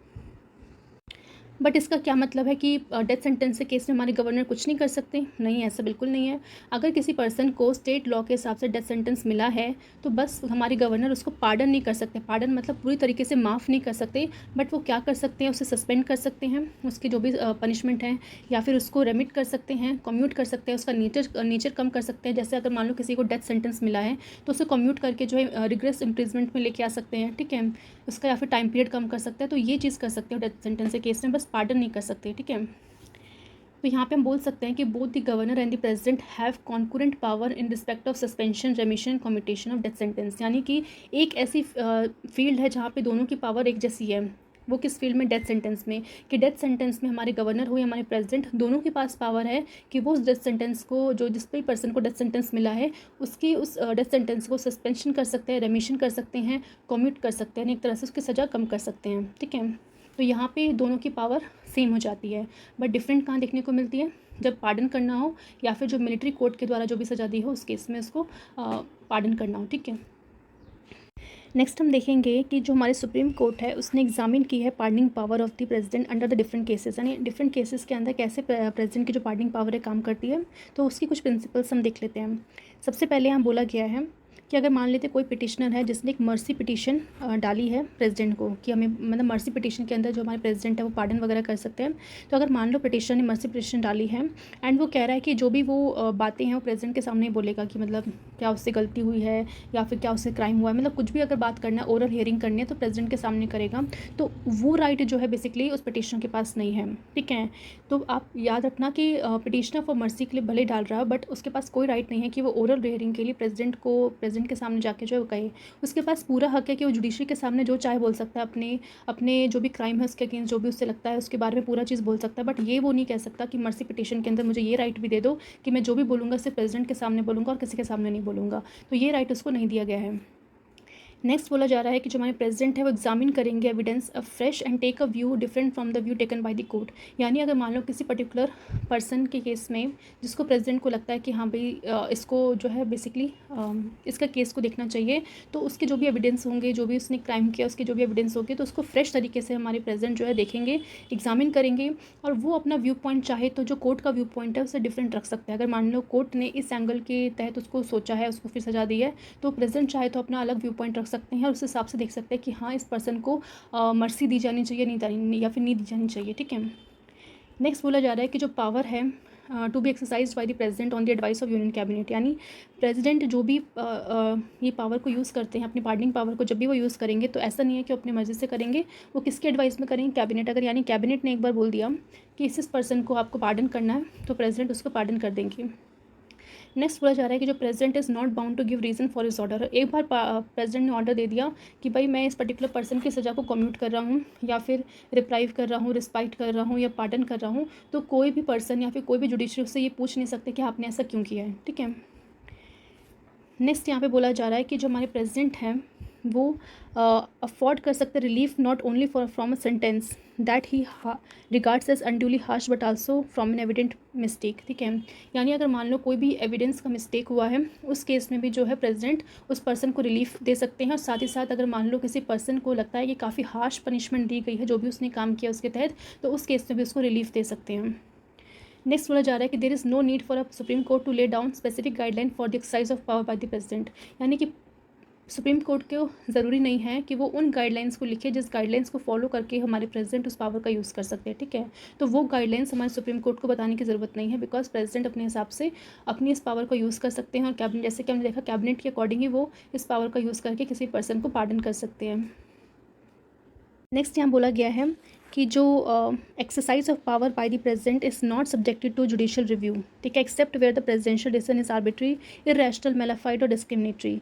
यानी कि अगर मान लो तो सुप्रीम कोर्ट को लगता है कि जो प्रेसिडेंट ने डिसीजन लिया है वो कहीं ना कहीं आर्बिट्री था, ठीक है, इरैशनल था, मैलिफाइड था, डिस्क्रिमिनेटरी था, तो उस केस में वो जांच पड़ताल कर सकती है। अदरवाइज़ प्रेसिडेंट ने जो भी काम किया है या फिर जो भी अपनी पावर को यूज़ करके किसी को पार्डन किया, उसमें जुडिशियल रिव्यू वैसे तो नहीं हो सकता, बट अगर मान लेते कुछ आर्बिट्री वगैरह करके कुछ किया है तब वो वहाँ पे एक्शन ले सकती है हमारी जुडिशरी, ठीक है। नेक्स्ट यहाँ बोला गया है where the earlier petition of a mercy has been rejected by the president, ठीक है। मान लेते एक पिटिशनर था, ठीक है, जिसको सज़ा सुनाई गई है जुडिशरी के द्वारा, तो उसने पहले एक मर्सी पिटिशन हमारे प्रेसिडेंट को सेंड करी, बट प्रेसिडेंट ने उस मर्सी पिटिशन को पूरी तरह से रिजेक्ट कर दिया। तो उसके बाद उस पर्सन के पास दूसरा चांस उसे नहीं मिलेगा कि वो पिटीशन फिर से मर्सी पिटीशन डायल कर मतलब दे सके, ठीक है, बिकॉज एक बार आपने मर्सी पिटीशन दी, वो खारिज हो गई, तो उस पर्सन के पास सेकंड ऑप्शन नहीं मिलेगा कि उसको फिर से मर्सी पिटीशन वो प्रेसिडेंट को भेजे, नहीं, एक ही बार ही आपको ऑप्शन मिलता है। तो यहाँ पे हमने जो है पार्डनिंग पावर जो है प्रेसिडेंट की यहाँ पे डिस्कस कर ली, एंड होप आपको समझ में आ गया होगा अच्छे से। कुछ भी डाउट हो आप कमेंट बॉक्स में लिख सकते हो, अदरवाइज़ आप वीडियो को फिर से एक बार बैक करके देखना, एक बार सुनना, ताकि आपके डाउट्स क्लियर हो जाएं। अब हमारा इस चैप्टर का लास्ट टॉपिक है कॉन्स्टिट्यूशनल पोजीशन क्या है हमारे प्रेसिडेंट की। तो यहाँ पे आपको देखने को मिलेगा कि हमारा जो कॉन्स्टिट्यूशन है वहाँ पे बताया गया है कि हमारे इंडिया में पार्लियामेंट्री फॉर्म ऑफ गवर्नमेंट को फॉलो किया जाता है। और जब हम बात पार्लियामेंट्री फॉर्म ऑफ गवर्नमेंट की करते हैं तो उस केस में जो प्रेसिडेंट होते हैं उनके पास ज़्यादा पावर नहीं होती, वो एक नॉमिनल एग्जीक्यूटिव की तरह काम करते हैं, और जो रियल एग्जीक्यूटिव होते हैं यानी जो रियल पावर होती है वो हमारे काउंसिल ऑफ मिनिस्टर के पास होती है, ठीक है। तो इसलिए आपको देखने को मिलेगा कि जब भी हम बात करते हैं कि जो प्रेसिडेंट की इतनी सारी पावर्स है, इतनी सारी फंक्शंस है, चाहे लेजिस्लेटिव फील्ड में हो, एग्जीक्यूटिव फील्ड में हो, फाइनेंशियल फील्ड में हो, जुडिशरी में हो, इमरजेंसी केस में हो, इन सभी केसेस में जो पावर प्रेसिडेंट के पास है, तो कहीं ना कहीं वो पावर्स वो अकेले अपनी मर्जी से यूज़ नहीं कर सकते, अपने हिसाब से वो उस पावर का यूज़ नहीं कर सकते, उन्हें उस पावर को जो है एड एंड एडवाइस में यूज़ करना पड़े council of minister headed by prime minister. तो कह सकते हैं कि अगर जिस तरीके से अगर council of minister headed by prime minister decision लेंगे, उसी डिसीजन को जो है प्रेसिडेंट को फॉलो करना पड़ेगा, एंड उसके हिसाब से उस पावर को यूज़ करना पड़ेगा। देन हम देखते हैं कि जो हमारे बी आर अम्बेडकर जी हैं उन्होंने किस तरीके से जो है ट्रू पोजीशन प्रेजेंट की हमारे प्रेसिडेंट की। तो उन्होंने बताया कि जो इंडिया का कॉन्स्टिट्यूशन है वो उस कॉन्स्टिट्यूशन में जो हमारे प्रेसिडेंट है, ठीक है, वो एक तरह का हम कह सकते हैं एक हेड है इंडियन यूनियन के फंक्शनरीज़ की, एंड उनको बेसिकली कहा जाता है प्रेसिडेंट ऑफ द यूनियन, ठीक है, कि वो पूरे यूनियन के प्रेसिडेंट हैं। The title of functionary reminds of the president of the United state, but beyond the identity of name there is nothing is common between form of government president in America. यानी कि इसमें B R Ambedkar जो ये कहते हैं कि अगर आप हमारे प्रेसिडेंट को, इंडिया के प्रेसिडेंट को कंपेयर करोगे अमेरिका के प्रेसिडेंट के साथ, तो कहीं ना कहीं आप गलत करोगे, बिकॉज सबसे बड़ा डिफरेंस तो आपको यही देखने को मिलेगा कि हम दोनों कंट्रीज़ के अंदर जो फॉर्म ऑफ गवर्नमेंट है वही डिफरेंट है। इंडिया में पार्लियामेंट्री फॉर्म ऑफ गवर्नमेंट है और अमेरिका में प्रेसिडेंशियल फॉर्म ऑफ गवर्नमेंट है। तो अगर दोनों ही फॉर्म ऑफ गवर्नमेंट अगर डिफरेंट है तो उस केस में आप जो दोनों ही प्रेसिडेंट की पावर हो उसको आप बेसिकली कंपेयर नहीं कर सकते, बिकॉज इंडिया में पार्लियामेंट को स्ट्रॉन्ग किया गया है, रियल पावर पार्लियामेंट को दी गई है। और सिमिलरली अगर हम यूएसए की बात करें तो वहाँ पे प्रेसिडेंट, क्योंकि प्रेसिडेंशियल फॉर्म ऑफ गवर्नमेंट है, तो वहाँ पे प्रेसिडेंट को पावर दी गई है। तो इंडिया के जो प्रेसिडेंट है और अमेरिका के प्रेसिडेंट है, बस इनके नाम में सेम है कि वो प्रेसिडेंट है, बट अगर आप इनकी आइडेंटिटी देखोगे तो वो कहीं ना कहीं आपको डिफरेंट नजर आएगी, उनकी पावर्स डिफरेंट नजर आएगी। तो आपको कभी भी दोनों अमेरिका और इंडिया के जो प्रेसिडेंट है उसे कंपेयर करने की ज़रूरत नहीं है, ठीक है। तो यही चीज़ आप देख सकते हो, यहीं पे लिखा हुआ है कि अमेरिका में प्रेसिडेंशियल फॉर्म ऑफ गवर्नमेंट है और इंडिया में पार्लियामेंट्री फॉर्म ऑफ गवर्नमेंट के बारे में बताया गया है। अगर आप इंडिया के केस में देखोगे तो हमारे जो कॉन्स्टिट्यूशन के अंदर जो हमारे प्रेसिडेंट की जो जगह है वो ऑक्यूपाई करता है same position as the king under the English constitution. यानी इंग्लिश कॉन्स्टिट्यूशन आप फिर कह सकते हो ब्रिटेन के जो कॉन्स्टिट्यूशन में जो जगह किंग को मिली हुई है वही जगह हमारे कॉन्स्टिट्यूशन के अंदर प्रेसिडेंट को मिली हुई है, ठीक है। क्योंकि जो हमारे प्रेसिडेंट है वो हेड माने जाते हैं स्टेट के, but not of the executive. यानी जो भी हमारे एग्जीक्यूटिव हैं उस एग्जीक्यूटिव के हेड कौन होंगे, council of minister headed by prime minister. But हमारे प्रेसिडेंट एग्जीक्यूटिव के हेड नहीं है, वो सिर्फ स्टेट के हेड है। तो आपको ब्रिटेन में भी देखने को मिलेगा कि जो ब्रिटेन के किंग क्वीन होते हैं वो सिर्फ वहाँ के हेड ही होते हैं, मेन पावर उनके प्राइम मिनिस्टर के पास होती है। तो सेम हमारे केस में भी आपको देखने को मिलेगा। एंड हमारा जो प्रेसिडेंट है वो रिप्रेजेंट करते हैं नेशन को, ठीक है। जो इंडिया के प्रेसिडेंट है वो नेशन को रिप्रेजेंट कर रहे हैं, but does not rule the nation. पर वो नेशन में रूल नहीं कर सकते, बिकॉज रूल किसको करने को दिया गया है, प्राइम मिनिस्टर को। तभी हम देखते हैं कि जब भी प्राइम मिनिस्टर का इलेक्शन होता है तो हमारी जनता बेसिकली कहीं ना कहीं उनको चुनती है, डायरेक्टली तो नहीं चुनती, बट अपने रिप्रेजेंटेटिव को चुनते हैं, वो रिप्रेजेंटेटिव कहीं ना कहीं फिर पीएम को चुनते हैं, ठीक है। तो इस तरीके से हमारे प्रेसिडेंट को डिफाइन किया गया है। एंड जो प्रेसिडेंट का जगह है एडमिनिस्ट्रेशन में, दैट ऑफ सेरेमोनियल डिवाइस की तरह काम करते हैं, और a seal by which the nation decision are made known. यानी कि उनकी जगह हमारे एडमिनिस्ट्रेशन के अंदर एक सेरेमोनियल डिवाइस की तरह है कि जो भी काम किया जाएगा एग्जीक्यूटिव के द्वारा वो उन्हीं के नाम पे किया जाता है, और उन्हीं के ही सिग्नेचर, उन्हीं की सील कह सकते हैं, उन्हीं की स्टैम्प को यूज़ किया जाता है, बिकॉज वो एक तरह की सेरेमोनियल पोजीशन पे बिलोंग करते हैं। एंड वो नॉमिनल एग्जीक्यूटिव है, रियल एग्जीक्यूटिव नहीं है। यानी कि हम कह सकते हैं कि वो इस सेरेमोनियल पोजीशन पे बैठे हैं कि उनकी ऑल्दो उनकी इतनी कोई वैल्यू, मतलब उनकी इतनी कोई पावर नहीं है, बट उनका जो स्टैम्प है उसकी बहुत ज़्यादा वैल्यू है। अगर आप किसी भी गवर्नमेंट ऑफिशियल पेपर पे अगर मान लो प्रेसिडेंट की स्टैम्प लग जाती है तो उस स्टैम्प की बहुत ज़्यादा वैल्यू है। इसलिए हम कह सकते हैं कि सिर्फ वो एज अ नॉमिनल एग्जीक्यूटिव की तरह काम करते हैं, ठीक है। अब हम बात करते हैं कि he is generally bound by the advice of the minister, ठीक है। मतलब जनरली आप देखोगे कि जो भी एडवाइस दी जाती है council of minister headed by prime minister, तो उस एडवाइस को वो फॉलो करते हैं।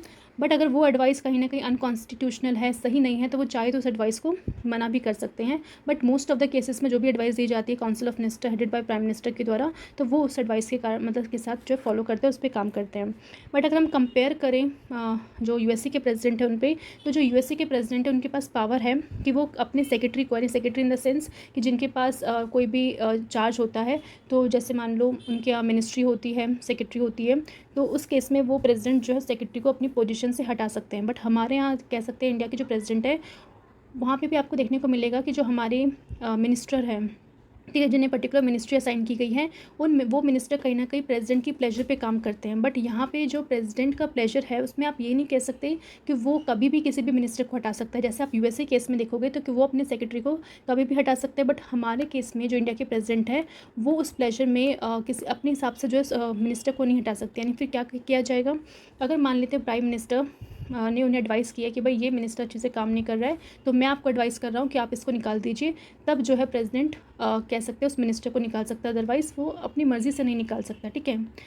देन हम बात करते हैं कि जो जिस तरह से हम बात करते हैं प्राइम मिनिस्टर की भी, कि प्राइम मिनिस्टर जो है प्रेसिडेंट की प्लेजर पे काम करता है, तो उसमें भी आपको कंफ्यूज नहीं होना है कि प्लेजर में काम करने का ये मतलब नहीं है कि प्रेसिडेंट प्राइम मिनिस्टर को कभी भी निकाल सकते नहीं। इट मीन्स ये है कि जब तक उस रूलिंग पार्टी की मेजॉरिटी है पार्लियामेंट में, तब तक प्रेसिडेंट चाहकर भी उनको नहीं निकाल सकता, और जैसे ही वो अपनी मेजॉरिटी खो देंगे, नो कॉन्फिडेंस मोशन पार्लियामेंट में पास हो जाएगा, तब कहीं ना कहीं जो है प्रेसिडेंट जो है लोकसभा को डिसॉल्व कर सकते हैं, अदरवाइज़ नहीं कर सकते। तो ये यहाँ पे आपको देखने को मिलेगा कि जो हमारे प्रेसिडेंट है और जो यूएसए के प्रेसिडेंट है उनके पावर्स में डिफरेंस है।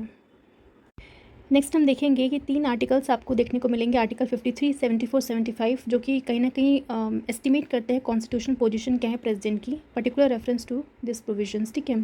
सबसे पहले हम बात करते हैं आर्टिकल 53 की, जहाँ पे बोला जा रहा है कि जो हमारे एग्जीक्यूटिव पावर है ऑफ यूनियन की shall be vested in president and shall be exercise by him either directly or through officer. यानी जो भी एग्जीक्यूटिव पावर है हमारे प्रेसिडेंट की, या तो उस पावर को वो डायरेक्टली एक्सरसाइज कर सकते हैं कि, ठीक है, या फिर वो ऐसे ऑफिसर्स को मतलब जो भी सबॉर्डिनेट में ऑफिसर्स है उनको बोल सकते हैं कि मेरे बिहाफ में आप इस पावर को एक्सरसाइज करो, ठीक है।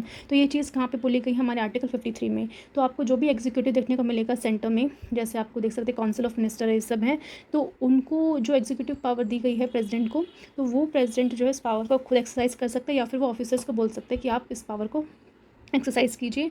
और क्योंकि हमारे प्रेसिडेंट के पास रियल पावर ना हो कि सिर्फ नॉमिनल पावर है, तो बस उनका स्टैम्प और ड्यूटी की आपको देखना पड़ेगा, उसकी वैल्यू है। नेक्स्ट आर्टिकल है 74, जहाँ पे बोला गया है कि there shall be a council of minister with the prime minister at the head to aid and advise the president who shall in the exercise of his function act in accordance with such advice. यानी हमारे president को इस article के through बोला जाता है कि जो भी एड एंड एडवाइस दी जाएगी prime minister, council of minister headed by prime minister, उस एडवाइस को हमारे प्रेसिडेंट को मानना ही पड़ेगा, ठीक है। फिर हम बात करते हैं आर्टिकल 75 की। तो आर्टिकल 75 यहाँ पे बोलता है कि जो काउंसिल ऑफ मिनिस्टर है shall be collectively responsible to the Lok Sabha. क्यों कलेक्टिव रिस्पॉन्सिबल है? बिकॉज लोकसभा में मेजॉरिटी होना ज़रूरी है गवर्नमेंट की। अगर लोकसभा में मेजॉरिटी नहीं होगी गवर्नमेंट की, तो कहीं ना कहीं ये जो लोकसभा डिसॉल्व हो सकती है। तो इसलिए जो भी मिनिस्टर है काउंसिल ऑफ मिनिस्टर में बैठे हुए हैं, कहीं ना कहीं वो जो मेंबर है जो लोकसभा में बैठे हैं उनके साथ उनका रिलेशन अच्छा होना चाहिए। बिकॉज हमने ये बात पहले भी बताई थी मैंने आपको कि एग्जीक्यूटिव रिस्पॉन्सिबल होते हैं लेजिस्लेचर के। कोई भी एग्जीक्यूटिव अपने ऑफिस के ड्यूरेशन में कुछ भी काम कर रहा है तो कल को लेजिस्लेचर मिनिस्टर जो है उससे सवाल जवाब पूछ सकता है, तो उसको जवाब देना पड़ेगा, ठीक है। तो ये चीज़ आर्टिकल 75 में मेंशन की गई है, बिकॉज हमारे पार्लियामेंट्री फॉर्म ऑफ गवर्नमेंट है यहाँ, इसलिए आपको देखने को मिलता है कि जो काउंसिल ऑफ मिनिस्टर होते हैं वो कलेक्टिवली रिस्पॉन्सिबल होते हैं लोकसभा के लिए। अब हम बात करते हैं, एक अमेंडमेंट आया था 42nd कॉन्स्टिट्यूशन अमेंडमेंट एक्ट 1976 में। तो ये इंदिरा गांधी गवर्नमेंट के टाइम पे आया था, और इस अमेंडमेंट ने इंदिरा गांधी जी ने क्या इंश्योर किया कि जो प्रेसिडेंट है वो बाउंड होंगे by the advice of the council of minister headed by prime minister. यानी कि प्राइम मिनिस्टर प्लस उनकी जो काउंसिल ऑफ मिनिस्टर जो भी एडवाइस देंगे प्रेसिडेंट को, वो हर हालत में जो है प्रेसिडेंट को माननी ही माननी पड़ेगी। तो आप सोच सकते हैं यही एक तरीका था जिसके थ्रू कह सकते हैं इंदिरा गांधी जी ने इमरजेंसी लगाई होगी, बिकॉज इमरजेंसी के टाइम पे भी जो है उन्होंने खुद से फैसला ले लिया था कि इंटरनल इमरजेंसी लगानी है, और प्रेसिडेंट को जो भी उन्होंने एडवाइस दी, प्रेसिडेंट ने शायद उस एडवाइस को मानने से भी मना नहीं कर सकते थे, बिकॉज इस अमेंडमेंट के थ्रू आप देख सकते हो कहा गया था कि प्रेसिडेंट को एडवाइस को मानना ही पड़ेगा, ठीक है। तो आप कह सकते हो यहाँ पे कि हमारा जो ओरिजिनल कॉन्स्टिट्यूशन था उसमें ये प्रोविज़न जो था आर्टिकल 74 में मेंशन नहीं था, ठीक है। There was no such specific provision जो आर्टिकल 74 मेंशन नहीं था। ये basically 42nd constitution amendment act के थ्रू डाला गया कि प्रेसिडेंट को एड एंड एडवाइस में काम करना पड़ेगा, और वो बाउंड है, वो एड एंड एडवाइस उसको फॉलो करनी पड़ेगी। बट हम देखते हैं बाद में 44th कॉन्स्टिट्यूशन अमेंडमेंट एक्ट आता है 1978 में, जो कौन लेके आता है, जनता पार्टी गवर्नमेंट लेके आती है, जिसके हेड कौन थे, मोरारजी देसाई। यानी मोरारजी देसाई हमारे उस समय प्राइम मिनिस्टर थे, एंड उन्होंने ये बेसिकली ऑथराइज किया कि जो प्रेसिडेंट है require the council of minister to consider such advice either generally or otherwise, ठीक है, कि वो ज़रूरी है कि हमारे प्रेसिडेंट उस एड एंड एडवाइस को फॉलो करे, ठीक है। बट एक चीज़ उन्होंने यहाँ पे चेंज ये की, बोला गया कि he shall act in accordance with aid and advice after such reconsideration. In other words the president may return a matter once for reconsideration for his minister, but the reconsider advice shall be binding. यानी कि यहाँ पे एक तरह का थोड़ा सा change ये किया गया कि उन्होंने कहा कि जो भी एडवाइस दी जाती है prime council of minister headed by prime minister, उस एडवाइस को अगर हमारे प्रेसिडेंट को लगता है कि इसमें थोड़ा बहुत चेंजेस होना चाहिए था या फिर उसको फर्दर चेक करने की ज़रूरत है, तो वो जो एडवाइस दी जा रही है उनके द्वारा, उस एडवाइस को हमारे प्रेसिडेंट जो है वापस उस एडवाइस को भेज सकते हैं कि आप फिर से इसको रिकन्सिडर कीजिए जो भी आपने मुझे कहा है, ठीक है। तो एक बार ही वो ऐसे बोल सकते हैं, और मान लो कि उस एडवाइस को फर्दर जो है काउंसिल ऑफ मिनिस्टर या फिर प्राइम मिनिस्टर के द्वारा जो है फिर से भेज दिया गया है, तो उनको फिर उसके बाद सेकंड टाइम पे उसको माननी पड़ेगी, तब वो बाइंडिंग है, ठीक है। तो यानी उनके पास कम से कम एक चांस उन्हें मिल सकता है कि वो उस एडवाइस को जब दी जा रही है उन्हें, वो फर्दर उनको चेक करने के लिए वापस से प्राइम मिनिस्टर को भेज सकते हैं। बट सेकंड टाइम भी सेम अगर एडवाइस आएगी या फिर उसमें कोई चेंजेस करके वो एडवाइस आती है, तो उनको वो हर हालत में माननी पड़ेगी, वो बाइंडिंग होगी, ठीक है।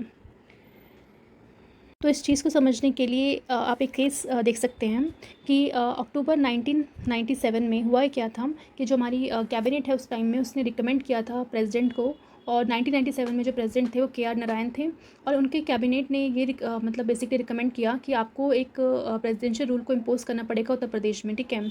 तो क्योंकि कैबिनेट ने ये एडवाइस दी है प्रेसिडेंट को कि आप उत्तर प्रदेश में प्रेसिडेंट रूल लगा दीजिए, बट जैसा कि हम जानते हैं उस टाइम पे ये 44th अमेंडमेंट एक्ट आ चुका था, जिसके थ्रू प्रेसिडेंट अगर चाहते हैं कि जो भी एडवाइस उन्हें मिली है वो उस एडवाइस को वो फर्दर एक बार रिकन्सिडरेशन के लिए जो कैबिनेट को भेज सकते हैं। तो उस टाइम पे KR नारायण जी को लगा कि भाई इस तरीके से अगर यूपी में प्रेसिडेंशियल रूल लगाऊंगा, ठीक है, तो कहीं ना कहीं सही नहीं होगा, तो एक बार उस मैटर को फिर से रिकन्सिडर करने के लिए कैबिनेट को भेज दिया गया, ठीक है।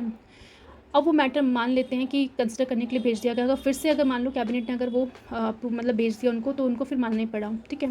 बट क्योंकि हम जानते हैं कि उस समय जब ये मैटर जब रिकन्सिडरेशन के लिए भेजा गया कैबिनेट को, तो उस समय की जो मीडिया है या फिर जो अपोजिशन पार्टी है, तो सबके मतलब कह सकते हैं सबके माइंड में कि भाई इस तरीके से जो रूलिंग पार्टी है वो यूपी में जो है प्रेसिडेंशियल रूल लगाना चाहती है, बट क्योंकि प्रेसिडेंट ने इस एडवाइस को जो है फर्दर रिकन्सिडरेशन के लिए भेजा है, इट मीन्स कुछ तो प्रॉब्लम है।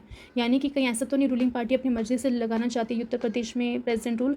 तो मीडिया और काफ़ी लोगों का इतना दबाव था कि जो कैबिनेट है बाद में उन्होंने उस चीज़ को भेजा ही नहीं, उस चीज़ को मतलब प्रेसिडेंशियल रूल लगाने का जो उनका सपना था उत्तर प्रदेश में वो पूरा नहीं हो पाया, बिकॉज उस समय काफ़ी ज़्यादा दबाव आ गया था। तो इस सेंस में हम देख सकते हैं कि जो इस तरीके की चीज़ें इंक्लूड की गई थी 44th अमेंडमेंट एक्ट में, जहाँ पे एक बार रिकन्सिडरेशन के लिए कैबिनेट को भेजा जा सकता है, तो कहीं ना कहीं सही साबित हुई, ठीक है। तो इस तरीके से नॉर्मली देखा जाए तो ज़्यादा इफेक्ट आ नहीं सकता, बिकॉज प्रेसिडेंट ज़्यादा से ज़्यादा क्या करेगा, सेकंड टाइम जो आएगा उसे मानना ही पड़ेगा। बट एक बार अगर प्रेसिडेंट इस तरीके से चीज़ें करते हैं, तो मीडिया और बाकी अपोजिशन और बाकी जो जनता, उनको कहीं ना कहीं उनके माइंड में ये चीज़ इंपैक्ट आ जाता है कि जो भी चीज़ की जा रही है प्रेसिडेंट को अगर पसंद नहीं, इट मीन्स कुछ तो उसमें प्रॉब्लम है। तो कहीं ना कहीं जो भी रूलिंग पार्टी अगर वो सही डिसीजन नहीं ले रही, तो उन पर प्रेशर क्रिएट करने के लिए काफ़ी अच्छा तरीका था ये, ठीक है। नेक्स्ट हम देखते हैं कि जो हमारे प्रेसिडेंट हैं उनके पास कोई भी कॉन्स्टिट्यूशनल डिस्क्रिप्शन नहीं है, यानी कॉन्स्टिट्यूशन के अंदर कुछ भी ऐसी पावर उन्हें नहीं दे रखी जहाँ पे वो अपनी मर्जी के हिसाब से जो है काम कर सकते हैं, ठीक है। क्योंकि उन्हें बोला गया है कि आपको एड एंड एडवाइस में काम करना है, council of minister headed by prime minister. तो इस तरीके से कॉन्स्टिट्यूशन में उन्हें कोई भी डिस्क्रिशनरी पावर नहीं दे रखी, बट उनको कुछ सिचुएशन डिस्क्रिशनरी पावर दे रखी है, यानी कुछ सिचुएशन अगर इस तरीके की होगी तब वहाँ उस केस में वो उस सिचुएशन को ध्यान में रखकर अपनी डिस्क्रिशनरी पावर को यूज़ कर सकते हैं। तो यानी president can act on his discretion that is without the advice of the minister, यानी उस केस में जो भी काउंसिल ऑफ मिनिस्टर है उसकी एडवाइस लेने की उन्हें ज़रूरत नहीं है। तो कौन सी 3 सिचुएशन डिस्क्रिशनरी पावर है वो हम देखते हैं। पहला यहाँ पे बताया गया है कि appointment of prime minister when no party has clear majority in the Lok Sabha और when the prime minister in office die suddenly and there is no office successor, ठीक है। यानी कि जो भी लोकसभा के जनरल इलेक्शन हुए, इलेक्शन के बाद कोई भी ऐसी पार्टी नहीं थी जो कि क्लियर मेजॉरिटी जीत पाए, और मेजॉरिटी नहीं थी तो इट मीन्स प्राइम मिनिस्टर बनाना किसी को भी इम्पॉसिबल था, ठीक है। तो उस केस में हमारे प्रेसिडेंट के पास से डिस्क्रिशनरी पावर आ जाती है, सिचुएशन डिस्क्रिशनरी पावर, कि वो अपने हिसाब से जिसको भी चूज़ कर सकते हैं कि भाई ये पार्टी के पास जो है इसको मौका दिया जाना चाहिए और ये आए और अपनी सरकार बना दें। बट ऐसा नहीं है कि किसी भी सरकार किसी भी पार्टी को बोलते, जो भी पार्टी को वो चूज़ करेंगे, भले वो अपने डिस्क्रिशन से चूज़ कर रहे हैं कि भाई ये पार्टी आए और अपनी सरकार बनाए, बट जो भी पार्टी यहाँ पे आएगी उसे एक बार अपने हाउस में आके तो अपनी मेजॉरिटी प्रूफ करनी पड़ेगी, बिकॉज बिना मेजॉरिटी के कोई भी सरकार तो बन नहीं सकती, ठीक है। नेक्स्ट यहाँ बोला गया कि अगर मान लेते हैं प्राइम मिनिस्टर की डेथ हो जाती है सडनली, तो उस केस में अगर मान लो कोई भी सक्सेसर नहीं है, ठीक है, तो नॉर्मली देखा जाता है कि अगर जो भी अपोजिशन पार्टी अगर वहाँ पे अगर थोड़ी बहुत मेजॉरिटी उन्हें मिल जाती है तो अगर वो उनके पास ऑप्शन है कि बना लें, बट अगर फिर भी अगर कुछ भी चांस नहीं दिख रहा है, कहीं से भी कोई भी सक्सेसर नहीं आ रहा है, तो उस केस में वो सिचुएशन डिस्क्रिशनरी पावर को यूज़ करके किसी पार्टी को बुला के गवर्नमेंट बनवा सकते हैं। सेकंड देखते हैं, यहाँ बोला गया है कि डिसमिसल करना है council of minister when it can not prove the confidence of Lok Sabha, यानी अगर लोकसभा में नो कॉन्फिडेंस मोशन पास हुआ है और जो काउंसिल ऑफ मिनिस्टर है वो उस मोशन को बेसिकली कह सकते हैं अपनी मेजॉरिटी प्रूव नहीं कर पाए, अगर मेजॉरिटी प्रूव नहीं कर पाए तो इट मीन्स वो सरकार अब गिर जाएगी, तो इसलिए उस काउंसिल को डिसमिस करने की पावर जो है हमारे प्रेसिडेंट के पास है। Next third situation discretionary power है उनकी dissolution of Lok Sabha if the council of minister lords its majority, कि अगर काउंसिल ऑफ मिनिस्टर अपनी मेजॉरिटी को खो देते हैं तो वो किसको वो कर सकते हैं, लोकसभा को डिसॉल्व कर सकते हैं, ठीक है। तो यहाँ पे आपको देखने को मिलेगा, तो यहाँ पे दोनों में डिफरेंस बेसिकली ये है कि पहले वाले में काउंसिल ऑफ मिनिस्टर को डिसमिस करने की बात थी, कि देखो हम जानते हैं कि जो काउंसिल ऑफ मिनिस्टर्स होते हैं उन्हें वो एक्चुअली पहले तो लोकसभा के मेंबर होते हैं, बट उनको जब एज अ मिनिस्ट्री उनको दे दी जाती है तो वो काउंसिल ऑफ मिनिस्टर में शामिल हो जाते हैं, बिकॉज काउंसिल ऑफ मिनिस्टर में वो मिनिस्टर होते हैं जिनके पास पर्टिकुलर मिनिस्ट्री साइन की जाती है, ठीक है। बट अगर मान लो वो उस तरीके से काम नहीं कर जिस तरह से उन्हें करना चाहिए था, बिकॉज बोला जाता है एग्जीक्यूटिव रिस्पॉन्सिबल होते हैं लेजिस्लेशन की, बट अगर वो एग्जीक्यूटिव अच्छे से रिस्पॉन्सिबल नहीं है लेजिस्लेचर के, वो अकॉर्डिंग टू लोकसभा काम नहीं कर रही है, तो उस समय हमारे काउंसिल ऑफ मिनिस्टर को हटाया जा सकता है प्रेसिडेंट के द्वारा, ठीक है। तो उस चीज़ की बात कर रहे हैं, ठीक है।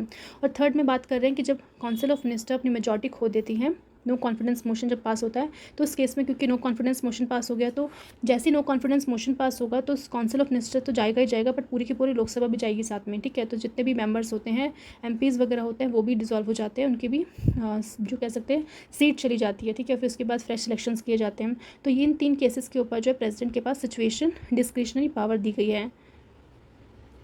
नेक्स्ट डे कुछ आर्टिकल्स है जिसे हम एक बार समराइज़ कर लेते हैं। सबसे पहले हम बात करते हैं आर्टिकल नंबर 52 जो कि प्रेसिडेंट ऑफ इंडिया के बारे में बात करते हैं। Article number 53 executive power of union. Article number 54 election president का। Article number 55 manner of election, किस तरीके से इलेक्शन किया जाएगा। आर्टिकल 56 क्या टर्म है प्रेसिडेंट के ऑफिस का। आर्टिकल 57 एलिजिबिलिटी क्या है री इलेक्शन करने की। आर्टिकल 58 क्वालिफिकेशन क्या है एज अ पर्सन जो प्रेसिडेंट की इलेक्शन में पार्ट लेगा। और आर्टिकल 59 कंडीशन क्या है प्रेसिडेंट के ऑफिस की। आर्टिकल 60 ओथ एंड अफर्मेशन क्या है प्रेसिडेंट के, किस तरीके से वो ओथ लेंगे। आर्टिकल 61 क्या प्रोसीजर है प्रेसिडेंट के इम्पीचमेंट का। आर्टिकल 62 टाइम क्या है for holding election for fill vacancy in the office of president, अगर प्रेसिडेंट के ऑफिस में कोई वैकेंसी आ जाती है तो किस तरीके से उस वैकेंसी को फिल करना है, तो उसका टाइम पीरियड के बारे में बात की गई है।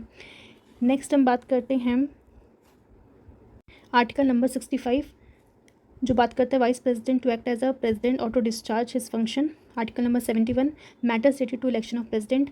Article 72 power of president to grant pardon etcetera, to suspend, remit, commute sentence in certain cases. Article number 74 council of minister to aid and advise the president. Article number 75 other provision as to minister like appointment, term, salary etcetera. Article number 76 attorney general of India. Article number 77 conduct business of the government of India. Then article number 78 जो बात करता है duties of prime minister in respect to furnished information to the president. Article number 85 session of parliament prorogation and dissolution. Article number 111 assent to bill passed by the parliament article number 112 union budget annual financial statement, article number 123 power of president to promulgate ordinance, article number 143 power of president to consult supreme court. ठीक है, तो ये सारी चीज़ें हमने देख ली। तो यहाँ पे आपका ये जो प्रेसिडेंट का चैप्टर आपका फिनिश हो जाता है। तो आई होप आपको एक एक चीज़ अच्छे से समझ में आ गई हो। अब हम चलते हैं कुछ क्वेश्चन से प्रैक्टिस के जिससे आपको सॉल्व करने हैं। तो फर्स्ट क्वेश्चन है कि constitution amendment related to the declaration of emergency 1978 requires the president of India to act in accordance with the पहला collective advice of entire council of minister, advice of union cabinet, advice of attorney general of India, advice of supreme court. तो इनमें से कोई एक correct answer है वो आपको बताना है। क्वेश्चन नंबर 2 देखते हैं, who among the following do not participate in the election of president. तो elected member of Rajya Sabha, elected member of Lok Sabha, elected member of Vidhan Sabha, elected member of Vidhan Parishad. ठीक है, तो इनमें से आपको बताना है। क्वेश्चन नंबर 3 है कि आपको स्टेटमेंट में से करेक्ट स्टेटमेंट पता करनी है। पहला कि when the vice president of India act as a president of India he perform simultaneously the function of chairman of Rajya Sabha. Second, the president of India can promulgate ordinance at any time except when both house of a parliament are in session. तो इनमें से कौन सा correct है बताना है। Next question number 4 है कि आपको मैच करना है पार्डनिंग पावर ऑफ प्रेसिडेंट की किससे, इसकी इम्प्लीकेशन से, कम्यूटेशन, रिप्राइव, रिमिशन, रिस्पाइट, इनमें से कौन सा सही है आपको बताना है। क्वेश्चन नंबर 5 देखते हैं जहाँ बोला गया है कि consider the following statement respect of ordinance promulgate by the president of India during the recess of parliament. तो आपको यहाँ पे करेक्ट स्टेटमेंट पता करनी है। तो यहाँ पे सबसे पहले बोला गया है कि such an ordinance may be withdraw at any time by president. Second, such an ordinance shall be laid before both the house of parliament and shall cease to operate at the expiration of 6 week from the reassembly of the parliament or before that period is if disapproved by both houses. ठीक है, तो इनमें से correct कौन सी वो आपको बताना है। क्वेश्चन नंबर 6 देखते हैं कि the power of president of India to issue ordinance वो किस तरह की पावर है, एग्जीक्यूटिव पावर है, लेजिस्लेटिव, कॉन्स्टिट्यूशनल या फिर constitutional. Next question number 7, impeachment of a president of India can be initiated in पहला आइदर हाउस ऑफ पार्लियामेंट में, a joint sitting of both house of parliament, Lok Sabha alone या Rajya Sabha alone. 8th question है कि the president of India assertion है कि the president of India occupies almost the same position as the king of queen England. Reason बोला गया the president is ultimately bound to act in accordance with the advice given by the council of minister. ठीक है, तो इनमें से पहले आपको check करना है कि इंडिविजुअली दोनों स्टेटमेंट सही है या नहीं, then R is a correct explanation of A है या नहीं, वो चेक करना है। नेक्स्ट क्वेश्चन नंबर 9 है कि which of the following statement is correct statement पता करनी है। तो ए बोला जा रहा है कि the president may continue be a member of parliament even after assuming charge of presidential office. B, the president is not barred from holding any other office of profit even after assuming the charge of presidential office. C है कि the president is entitled to use official residence only on payment of the rent fixed. D है the emoluments and allowance of the president shall not be diminished during the term of office. ठीक है, तो इनमें से correct बताना है। 10th question है कि which one of the following is not correct about the powers of the president of India to grant pardon, reprieve, respite or remission of punishment or to suspend, remit or commute the sentence of any person convicted of any offence. A बोला गया है the president can do so in all cases where the punishment or sentence by a court martial. B, the president may exercise such power in all cases where punishment or exercise is for an offence against any law falling within the executive power of the union. C, the president may exercise such power in all cases where the sentence is a sentence of death. D, the president may reject a petition for mercy when he hear a petition for mercy before rejecting. ठीक है, तो इनमें से आपको बताना है कि कौन सा नॉट करेक्ट है। ठीक है, नेक्स्ट क्वेश्चन नंबर 11 है कि which one of the following statement is correct on receipt of a constitution amendment bill after it passing by each house of parliament the president के पास क्या क्या पावर है। पहला कि shall give his assent, may give his assent, may withhold his assent या may return the bill for reconsideration. Question number 12 है the president may require the council of minister to reconsider the advice tendered by the latter and shall act in accordance with the advice tendered after such reconsideration. The above provision was inserted in the constitution by the किस amendment के द्वारा इसको add किया गया था वो बताना है। 38th amendment, 42nd amendment, 44th amendment या 52 अमेंडमेंट। नेक्स्ट क्वेश्चन है क्वेश्चन नंबर 13 जहाँ बोला गया है कि which one of the flowing proportion is a correct description of the power of the President of India under Article 356 of the Constitution. पहला, if the Chief Minister, in spite of commanding the confidence of the Legislative Assembly, cannot run his government in accordance with the Constitution, the President can proclaim emergency. B, if the law and order in a state completely break down, the President can proclaim emergency. C, the President can refer the matter to the Supreme Court for advice and act in accordance with such advice. D, the President cannot make proclamation of emergency if the Governor refuses to make a report. ठीक है, तो इनमें से कौन सा most appropriate correct answer लग रहा है वो आपको बताना है। क्वेश्चन नंबर 14 है कि which one of the following statement about the impeachment of president is not correct. ठीक है, तो इन छोटे छोटे कीवर्ड्स पे ध्यान देना ज़रूरी है। पहला बोला जा रहा है कि the charge for violation of the constitution shall be preferred by either house of parliament. B the resolution has to be moved after at least 30 days notice in writing. C. The resolution has to be signed by not less than 1/4 of the total number of the members of the House. D. The resolution has to be passed by a majority of not less than 2/3 of the total membership of the House. Next question है कि in which one of the following cases is the President of India not bound by aid and advice of the Union of Council of Ministers? पहला is deciding the question of removal of governor. Second, in deciding the question whether a member of Lok Sabha has become disqualified to continue as a member. C. While exercising power to grant pardon. D. In diminishing a civil servant without an inquiry and hearing on the ground of security of state. तो इनमें से आपको बताना है कि कौन सा case में हुआ था। नेक्स्ट क्वेश्चन है कि which one of the following statement is correct. पहला, the chief election commissioner of India hold his office during the pleasure of president. Second, the governor of a state hold his office during the pleasure of the president. Prime minister can only be removed by resolution passed by both house of parliament. D. The Speaker of Lok Sabha can be removed at the pleasure of the President. 17th है last question, consider करना following statement, इनमें से correct पता करना है। पहला, on the expiry of the term of 5 years by the president of India the outgoing president must continue to hold office until his successor enters upon his office. Second, the electoral college for the president election consist of elected member of the legislative assembly of Delhi and Puducherry also. तो इनमें से correct क्या है वो आपको बताना है। तो अब आपकी मेंस की क्वेश्चन है, तो मेंस के क्वेश्चन ज़्यादा इस टॉपिक से मिले नहीं, तो जो भी है कंपैरिजन है तो आप देखिएगा, आपको करना है तो कर लेना, वरना मैं आपको नेक्स्ट क्लास में इसके सॉल्यूशंस बता दूँगी। ठीक है, तो पहला क्वेश्चन है कि discuss the control that president can exercise on the executive by virtue of his discretionary power. तो किस तरीके से कंट्रोल स्टैब्लिश करते हैं वो डिस्कस करना है। सेकेंड, एग्जामिन करना है constitution relation between the president and the prime minister of India. तो किस तरीके से उनके रिलेशन है, ठीक है, तो वो डिस्क्राइब करने हैं। तो आप इसे अटैम्प्ट कीजिएगा जितना हो सके, बाकी कल की क्लास में आपके इसके सॉल्यूशंस मिल जाएंगे। होप आपको अच्छे से हर चीज़ समझ में आ गई हो। अगर वीडियो अच्छी लगे तो प्लीज़ लाइक कीजिए, लोगों के साथ शेयर कीजिए, सब्सक्राइब कीजिए। Thanks for watching.